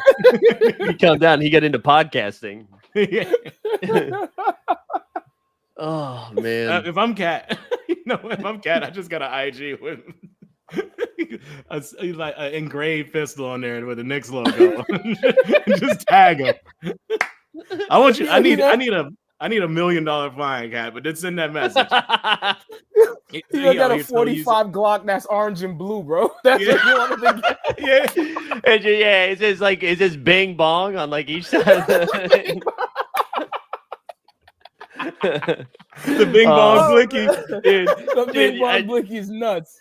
John Morant's on the phone with his agent right now. It's like, get me to New York. Yo, Cat, who made that? Can they make it blue and white though? It's crazy, man. It's wild.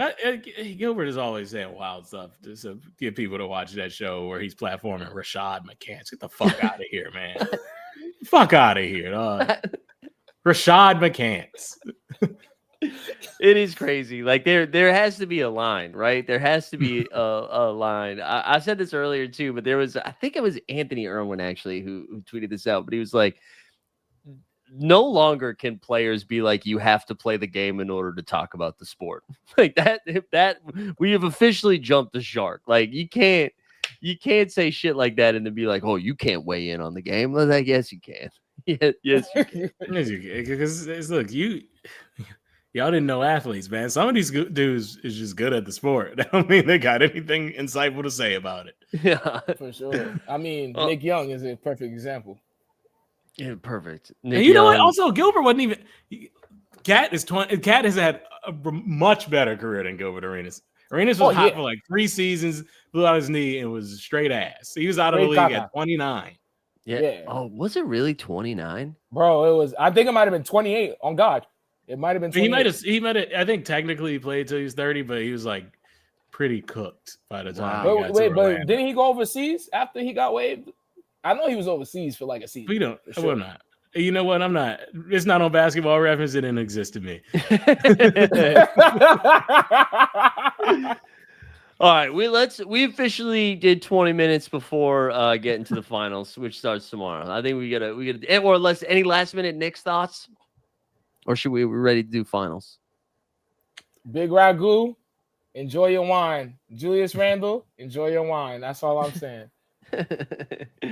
All right, we got Pacers who sent the Knicks home and Thibs to LinkedIn, and then we got the OKC Thunder who are like the biggest favorites since I think, what did they say it was like 2012? No, 20 since in a while. Big favorites. Is anybody giving the Pacers a shot in hell here? Is anybody giving them a chance, or is this like a quick Thunder series? Everybody at my job sincerely believes the Pacers could come out. And I don't know if that's because they live in New York and they seen their team get slapped, or if they just have hatred for SGA. I'm letting y'all know, I personally think this series is going 6 games. I don't think it's going to be a cakewalk, man. I think it's going to be a fun series. For real.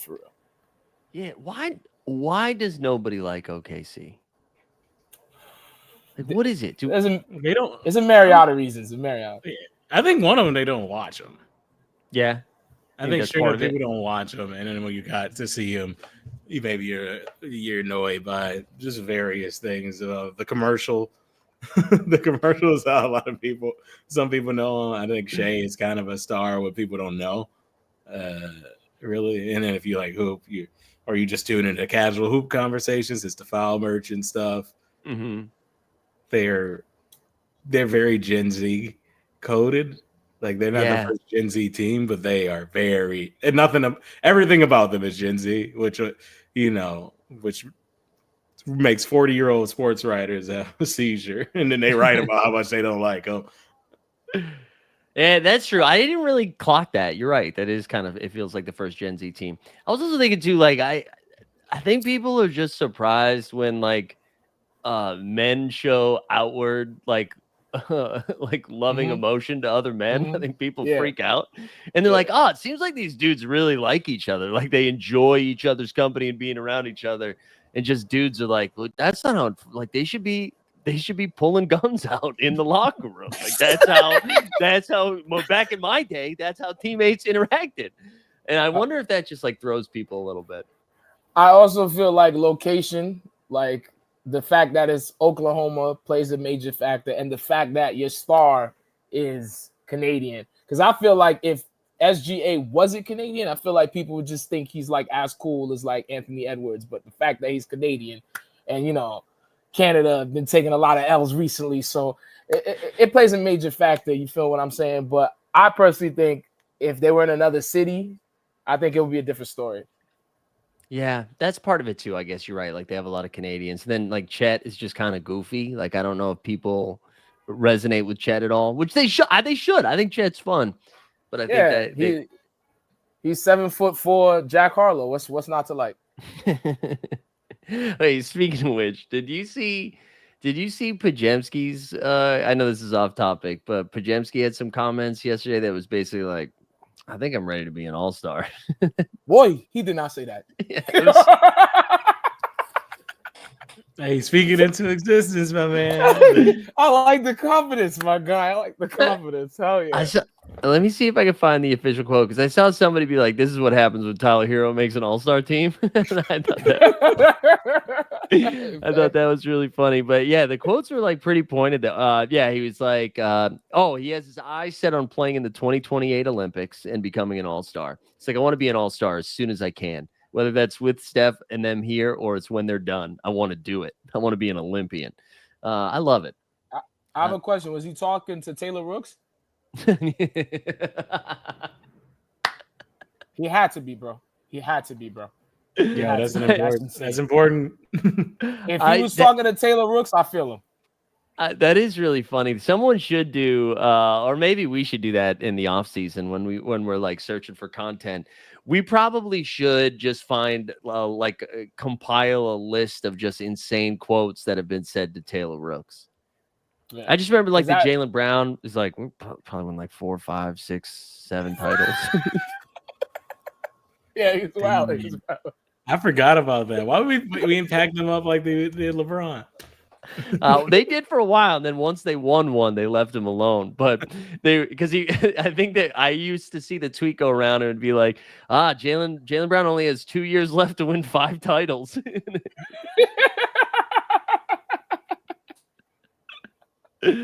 What about you, Justin, about the back to the finals? How are you? Like, do you think the Pacers can extend it? Or I feel like the common take has been like Thunder in 5 or 6. Yeah, we're giving the Pacers too much respect. Thunder in 4. They can beat the fuck out of these. Tyrese Halliburton averaging 14 points a game. He's like, we gotta stop this shit right now. No, that's why I'd be surprised they got. I wouldn't be surprised if they got a sweep, but sweeping in the finals is hard. I think I have Thunder in 5, but I just don't see the pace. There's like this. Oh, they're the team of destiny, and it's like, yeah, they had some good moments. They had some good comebacks. They've not played a team as good as the Nuggets. They just haven't. And maybe the Cavs are as good as the Thunder, or like. Well, the Cavs are shorthanded like the entire series. Or not the Thunder, as good as the Knicks. Yeah. Or something. But yeah, I just think the Thunder have gone through a tougher conference. They have not struggled this year, like in any meaningful way. They won 68 games. I forgot Chet broke his hip or something. Yeah, Chet missed most of the season. Yeah, they had their like main rotation, I think, for a quarter of the season. Yeah, and I think they've had basketball advantages. Well, they had a basketball advantage against the Knicks. They could push pace. They had deeper. They're not deeper than the Thunder. They don't their best players are going against the other team's best players at almost every position. So it's not like you don't have like a clear mismatch. There's like, some cross match. They could catch people with pick and rolls. Siakam could get cooking, like Case and Wallace, I guess, potentially, but I just don't see it happening. They'll probably have a game where they hit a bunch of shots, and that'll probably be the one to win. But I could see Thunder, especially the way they've been playing at home all year, is like a quick 2-0. Yeah, I mean, I said this on another NBA bit. It feels like, do you guys watch The Boys? You ever watch The Boys on Amazon? So it's like the Thunder are like the souped up version of the Pacers. It's like the same, like they're looking at each other, except one of them is taking the compound V. Like, and that is what like they're better at everything. Like you want to run, they'll just run faster than you. You want to like, oh wow, they got Nembhard and Neesmith who can lock you up, and they're like, here's fucking Lou Dort. Oh, Lou Dort checked out. Here comes White Dort and Alex Caruso. Oh, he checks out. You got Case and Wall. Like they got so many dudes. They've got like Chet Hart and stuff. They just have so many things. And I like one thing. Wait, shut up. Go ahead. What were you saying? Oh, not that. Is that true? What'd you find? Oh, did they just hire? They hire Johnny Bryant? Did that just get posted? I see the chat. Is that? Let me see. Is that true, or am I control? Sorry for stopping. No, that's okay. Is it Santalis for real? Let's see. Is it Shams reporting it? I haven't seen. I haven't seen anything. Okay. Robert, what are you doing, Robert? Robert, we did talk about Johnny Bryant. We talked about him at the top of at 4 p.m. and then I talked about him from 3 to 3:45 p.m. Robert, don't you worry. I don't know why I keep saying Robert like it's your name.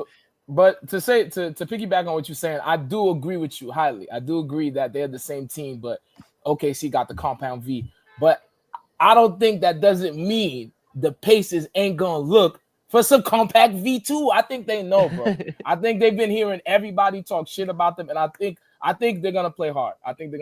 And I do think they match up with them exceptionally well.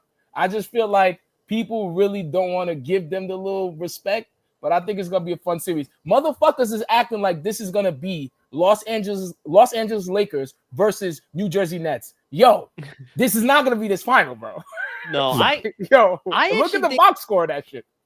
I wouldn't be surprised if they won in 4 or 5 games, but I think they're all going to be like real competitive games. Like, I don't think these are blowouts. I think the Pacers will be able to stay with them the whole time. And then I'm just nervous. Like when push comes to shove, like you have SGA in the last 4 minutes of the game. I mean, I guess you could have said the same thing about the Knicks where they had Brunson and they lost, but this just feels like a much different challenge than what the New York Knicks. Like there's no singling Karl Anthony Towns out for 48 minutes, you know, like you don't have that option. So I don't know. Yeah, the difference of SGA and Brunson is SGA is going to get to his spot quickly and make a decision where Brunson's going to back down from the 3-point line for 17 seconds.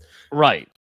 And I think, sorry, go ahead. And I think that just opens them up a little more like secondary options. They're not doing one. There's not one offensive action and then possession over fast break. Yeah, and like SGA is going to get back and play defense too, which Brunson didn't do. Like so there's also that. I just think the defense is going to be so nuts. All right. This is apparently is Boomer the WFAN? Is that the fan? Where's Boomer? I love that we're getting radio reports, though. That's good. Yo, shout out to still checking out the radio. Yeah, that's Boomer and Esiason? That's Boomer and Gio, baby. I hope it is Johnny Bryant. I think that would be fun. But yeah, I kind of think. I mean, although Rick Carlisle, Jim Carrey magic, I don't know, maybe. Bro, he had LeBron James looking crazy, and they had JJ Barrera guarding him. That's all I'm saying. Don't discredit my man Jim Carrey. That's all I'm saying. But I'm here for the OKC win. I would enjoy it. This is probably the first finals in a while. I really don't care who wins, and I'm gonna just enjoy to watch it. That's how I feel too. I'm I'm a Halliburton fan. Siakam's great. Like I love all the role players on the Pacers, and then the Thunder. It's like for ever Sam Presti has just been like, hey, congrats on all the picks though. Can you fucking win something? And now like the Thunder are like on the precipice. I am a little nervous. The one thing that's getting me nervous is I'm seeing everyone be like, yeah, dude, Thunder probably getting ready to win, 3 or 4 in a row. And it's like, let's just get one, man. It's really hard to win a championship. Look, just like, in the perfect spot now to get one. Yeah. Yeah. Just relax, man. Relax. Just try to get one. See what happens. You try to steal with these ones while you got dudes on some of your best players on rookie contracts. Because as soon as that is not true, especially look, they already in the finals. They're getting paid. Yeah. You have to. I was not extension eligible for some years. For some of them, they're getting paid. All of them. All of them. They have to. Yeah. They were breaking down what SGA's like annual salary is going to be, and after this new extension he gets, I think it'll be like the 3rd year of it. He will be making $1 million per game. For a season. He's going to have an $82 million year. Is he the highest? Is he like the highest future contract now? He will be. Yeah, he will be once he extends. And then, I mean, it will be the highest until the next guy extends. Like, it's just going to, but the 82, like $1 million a game is nuts. I hope he gets That's some Saudi soccer shit. $1 million a game is nuts, boy. That's Cristiano Ronaldo's salary, dog. Yeah. I mean, it makes sense. That's what we headed to. I know. I know. That's why everybody freaking out about Jaylen Brown making $300 million. Just like wait a year and a half, man. There's gonna be 45 dudes making $300 million. Like just wait. We did this. It was just like 6 or 7 years ago, where like Conley signed an extension, and Mike Conley was the highest paid guy in the league for a little while. Yeah, it was probably more than 6 or 7 years ago. But yeah, that was crazy. That was crazy. Yeah. I don't know. It's kind of hard to like break down the finals too much more. Like we just got to see some games, right? I don't know. Is there any other NBA? Well, here's one. Do you think we're gonna see are we gonna see some celebs in the house in OKC, or do we think this is like a real celeb drop off now that the Knicks have left?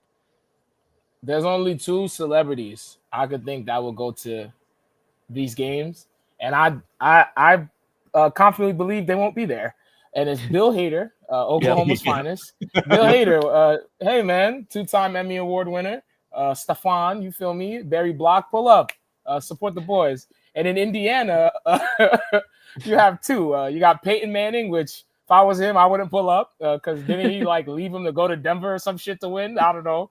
And no, they got rid of him. He didn't choose it. They got rid of him. Oh, he not pulling up. Freddie Gibbs, what's up, man? Freddie Gibbs, get over there, courtside with Jeff Teague and his boys. That's what I need to see. Freddie Gibbs, Jeff Teague, and the 2 other gentlemen on the podcast, front row for the Pacers. Don't play.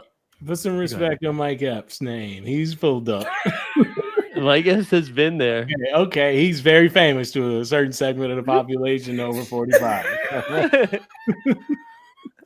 Yo, Mike Epps is wild, boy. Mike Epps was not at the Pacers game. Shout out to the Upshaws. We streaming that on Netflix.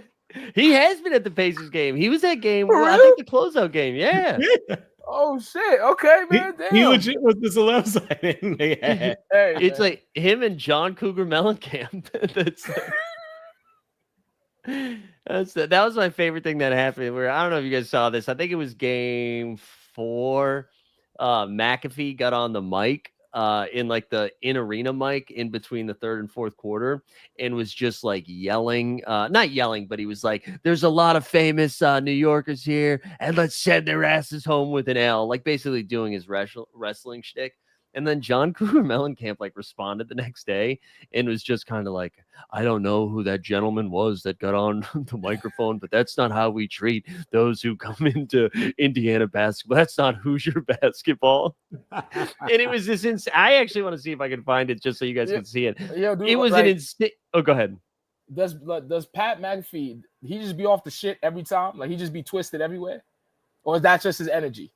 I think it's just his energy, but he does have the energy of someone that's like always like not hammered, but like buzzed.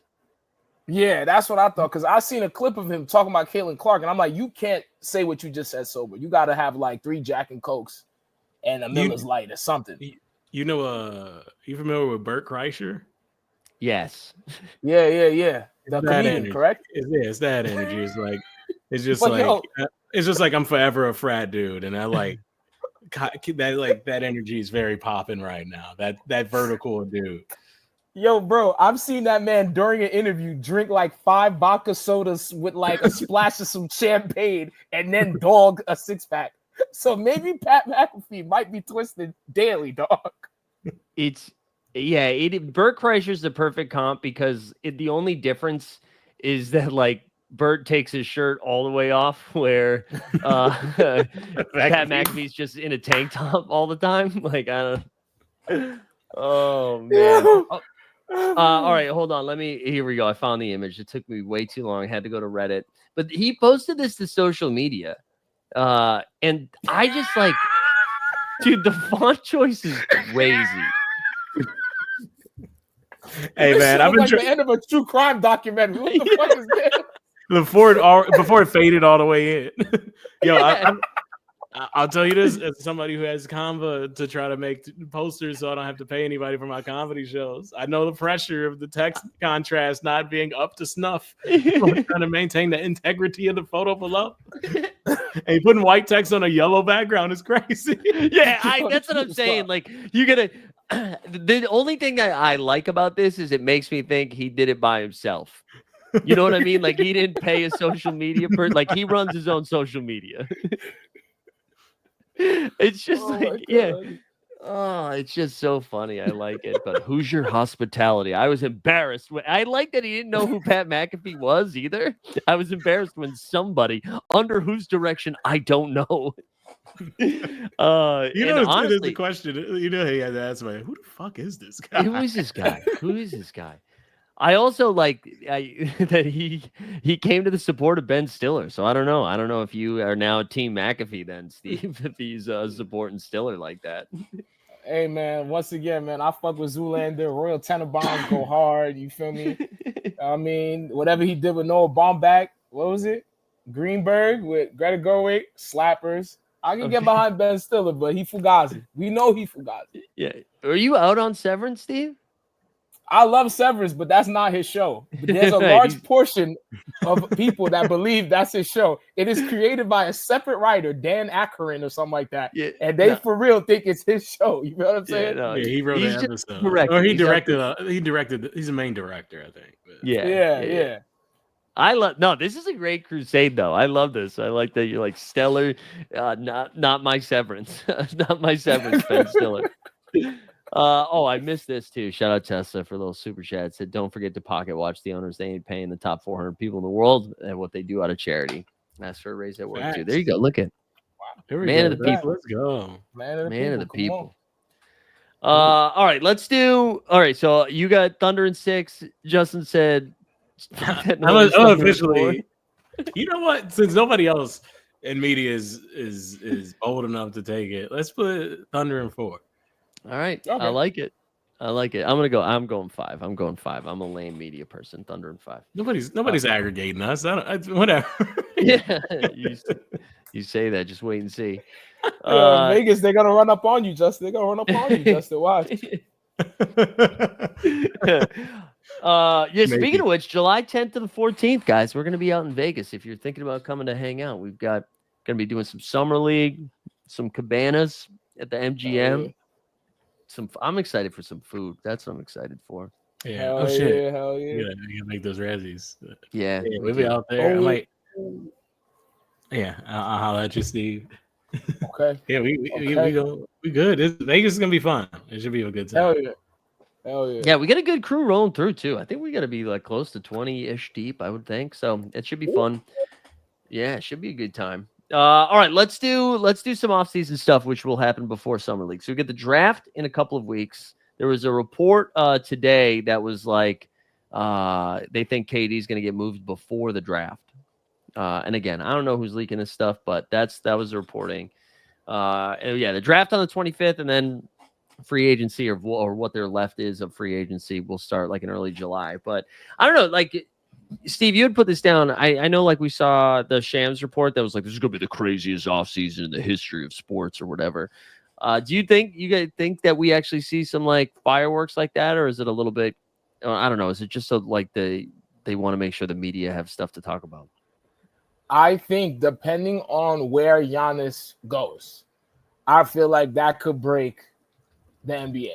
Like if he goes to the right team on the Western Conference, that could shake up the Western Conference. That could mess up the chances of SGA going back to back. That can make the Nuggets go a bit lower. But if he goes to another team in the East, since Tatum is gone, now they might be on a path to being number 1 in the East over Indiana, New York, et cetera, et cetera. So I think the Giannis trade is the one that's the most important. But like KD's cool, but every time KD got flipped to a team that we thought was going to be something, it wasn't memorable. So I don't really know the weight of a KD trade, but I do think the Giannis one could affect the NBA.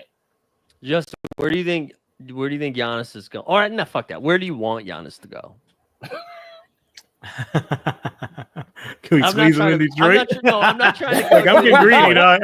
I'm getting greedy. Can we squeeze his ass in Detroit? Here, I'll even give you the Thompson twin. Dog. You can have us all. So, but that's where I want him to go. I don't even have any realistic destinations, honestly. I keep going back and forth where like I don't know what the Bucks are gonna do. Like, do they? And I said this earlier, but do they make sure they get the best possible deal for the organization, or are they like, Giannis, thank you for your service. We'll put you wherever you want to go. Like, how do they even approach this? Because I think it's kind of weird because if Giannis wants to go to a competitive team, the assets you're getting back aren't like awesome, most likely, you know? Yeah, I'm gonna be real with you. You have Kyle Kuzma starting. You're gonna need to get the best trade you can, bro. I don't give a fuck where it's at. If they could afford Giannis and the trade is sexy, I'm doing it if I'm Milwaukee. Fuck that shit, bro. I got Kyle Kuzma at the 4. That's fucking crazy. Let's be for real. That's fucking crazy, bro. I was holding out hope that Kuzma was going to get to Milwaukee and then be like, oh, this is what it's like to play with people who are good after a couple years in Washington. But instead, that Washington that's stuck on him. I keep going out of my way to try to get Giannis to San Antonio. Ooh, but what would they have to give up, though? All right, ready? Let's throw this out here. The number 2 overall pick this year. Yes. All right. Let's say you got to throw in, it's going to be like Devin Vassell and say like Harrison Barnes, just for money, to make the money work. They have Atlanta's unprotected first-round pick in 2028, and then Dallas's first-round pick in 2030. So you're getting this year's second pick, Atlanta unprotected, Dallas unprotected, and then you could throw some other shit in there too. You got to have 2 contracts to like match the Giannis stuff, but that gives them at least some picks because Milwaukee is no picks. They have none of their picks for like the next few years. If I was Milwaukee, I would do that shit in a heartbeat. Dead serious. Dead serious. Just start fresh, bro. Start completely fresh.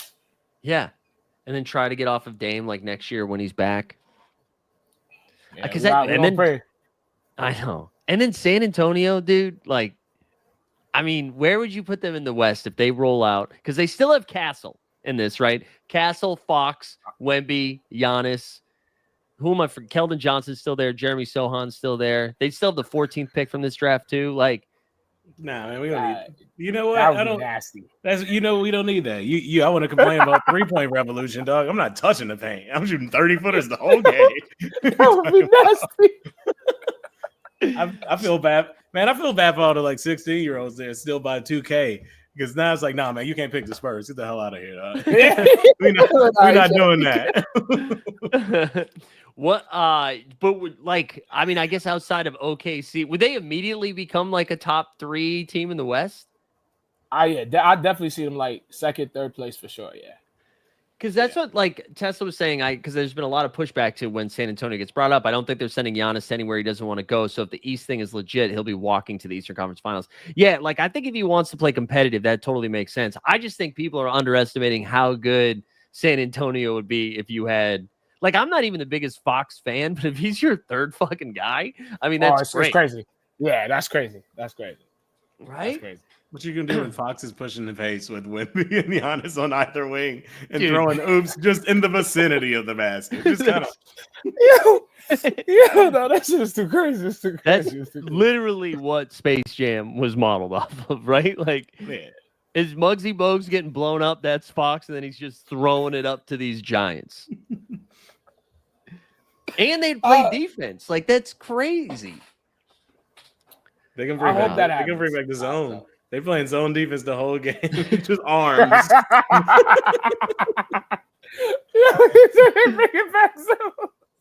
They would average like 15 blocks a game, I think, right? As a team. Yeah. The East stuff, I just don't understand any of the trades. Like, I don't, unless he was forcing himself somewhere. Like, I don't understand. I know like Toronto is exciting for like for the betting markets. People are getting excited about Toronto. To me, that's just, he's the same team in Toronto that he would be in Milwaukee, that he would be in Brooklyn. Like, right? Like, aren't they a 4 or 5 seed? Like, I don't see it. Yeah, I get where you're coming from. Because it's just like Brandon Ingram, RJ Barrett, Quickly, Grady, my man, and then the dude from like Poland, right? And then the rest. Oh, Scotty. I forgot Scotty. But Scotty would have to be part of the trade, no?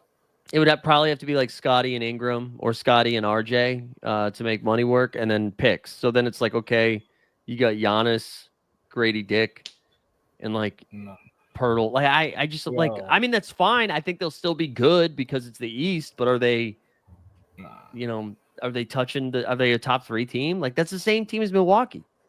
100%. I see Miami though. When I see Miami, I say, yo, what the fuck going on? Miami? Nah, bro. Nah, I don't. Bro. Giannis. You don't want to go to Miami, man. Pat Riley, a different breed, man. You don't want that shit, bro. He's not gonna let you get Oreos and dip it in milk. He's not gonna let you go to Chick-fil-A. He's gonna have you eating straight kale, no honey, nothing, no dressing on it, bro. Nah, straight kale. Straight kale, dog. But like, even in that deal, like Bam's got to be in the trade, right, for them to get something back. For sure. Like, for sure. I just, yeah, I don't. None of them make sense. So I don't. Even the Knicks, like I don't even know what you'd be getting. You get Cat back, and it's like, why do I want an all-star? Like, why would I do that? Yeah, they're freestyling with the Knicks, but the Rockets though, the Rockets one was looking kind of nice. I'm not gonna lie, the Rockets was looking nice. Yeah, Houston could definitely do it. You're right. They have a lot of stuff. Like you could at least get like a young all-star, so you build around them instead of somebody that's like in their prime right now. Mm-hmm. But I'm trying to think of like what the other moves could have been besides Giannis and KD that had Shams out there being like, this is going to be crazy. Hey, you mentioned Miami.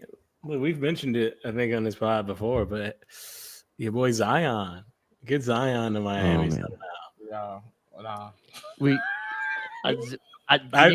You can't tell. You can't say that wouldn't be fun. You know what it is? No.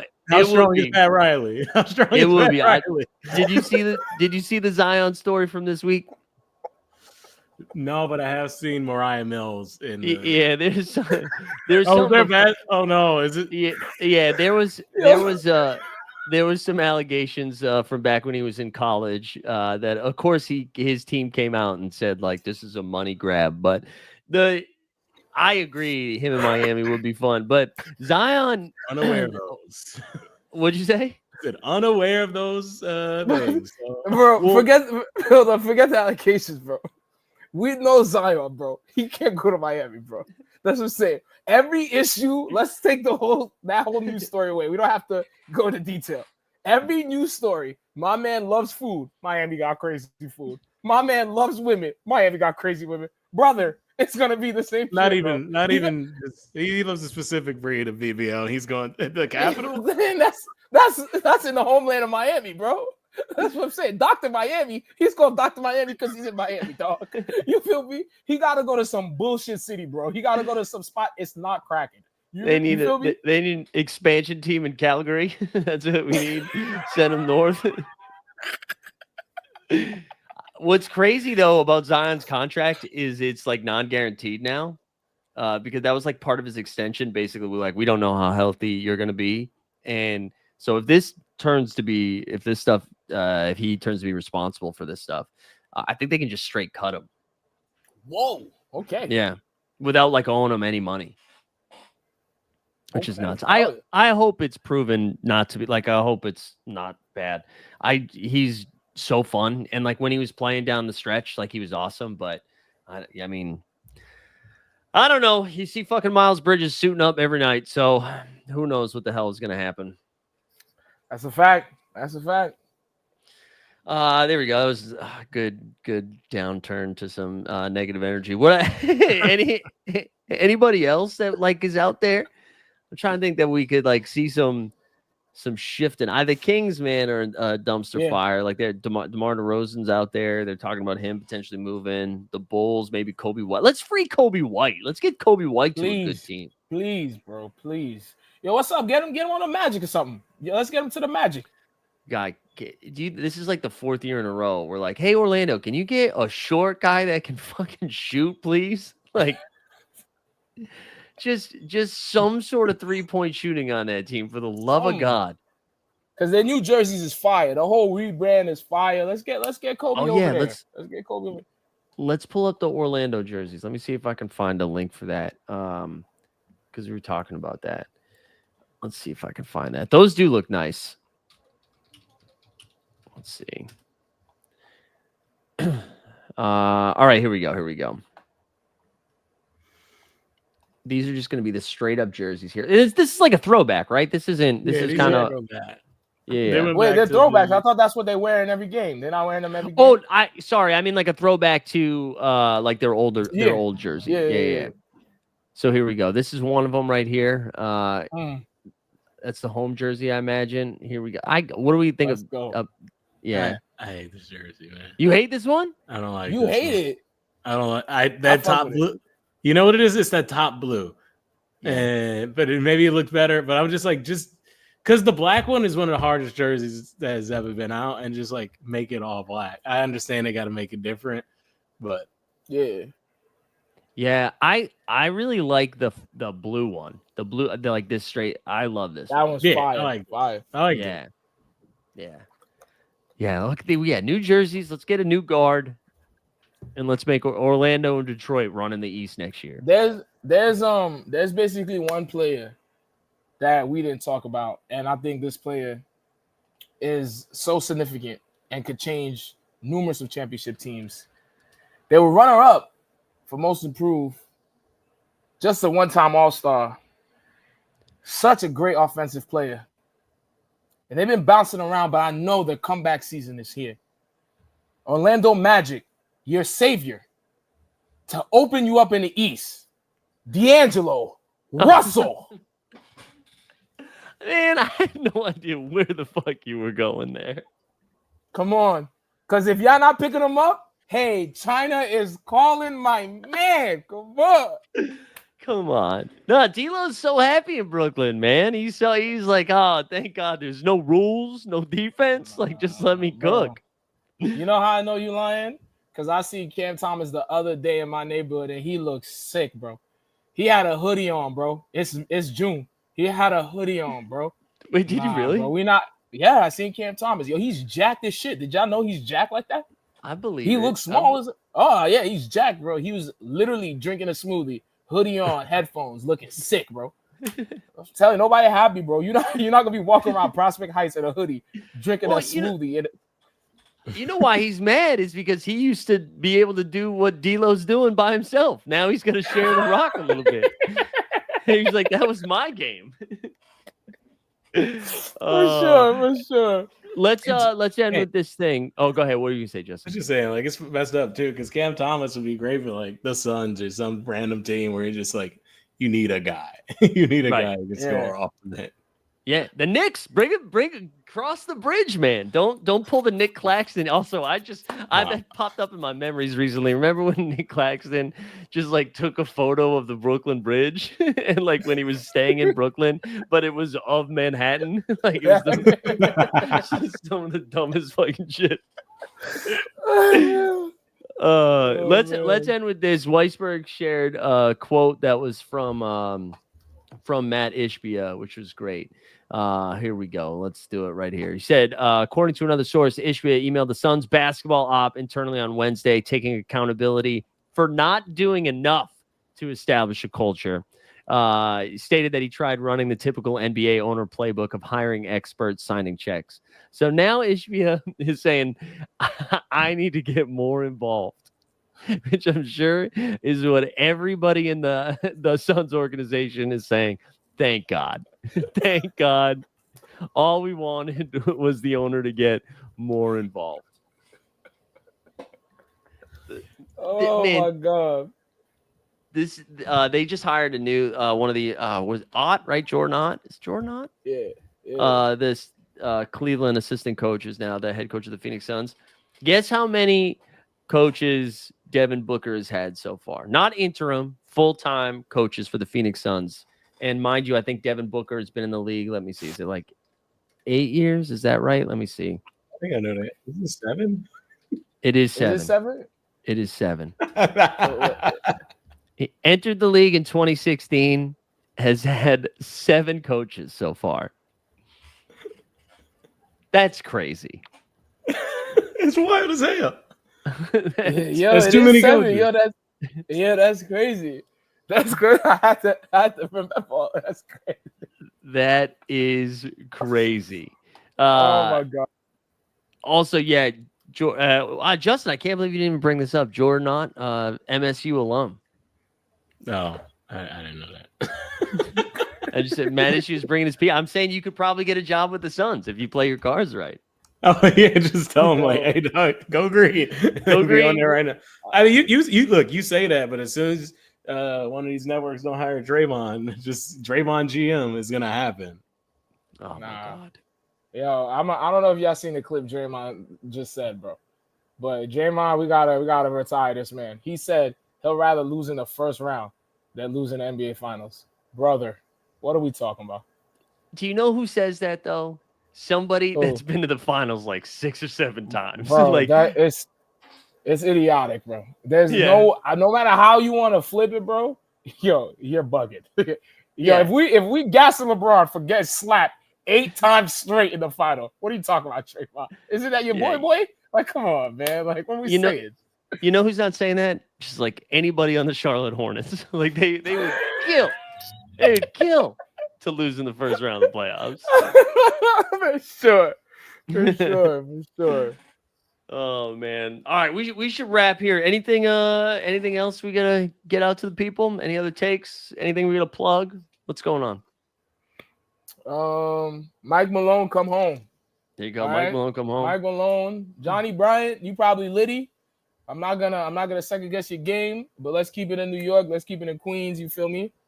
Mike Malone, come home. I'll say I'll plug 9-0 regular season. 9-0 regular season in Old Man Hoops. Going into the playoffs undefeated. Winning the playoffs, baby. Winning the real playoffs, not the NBA. I want the over 40.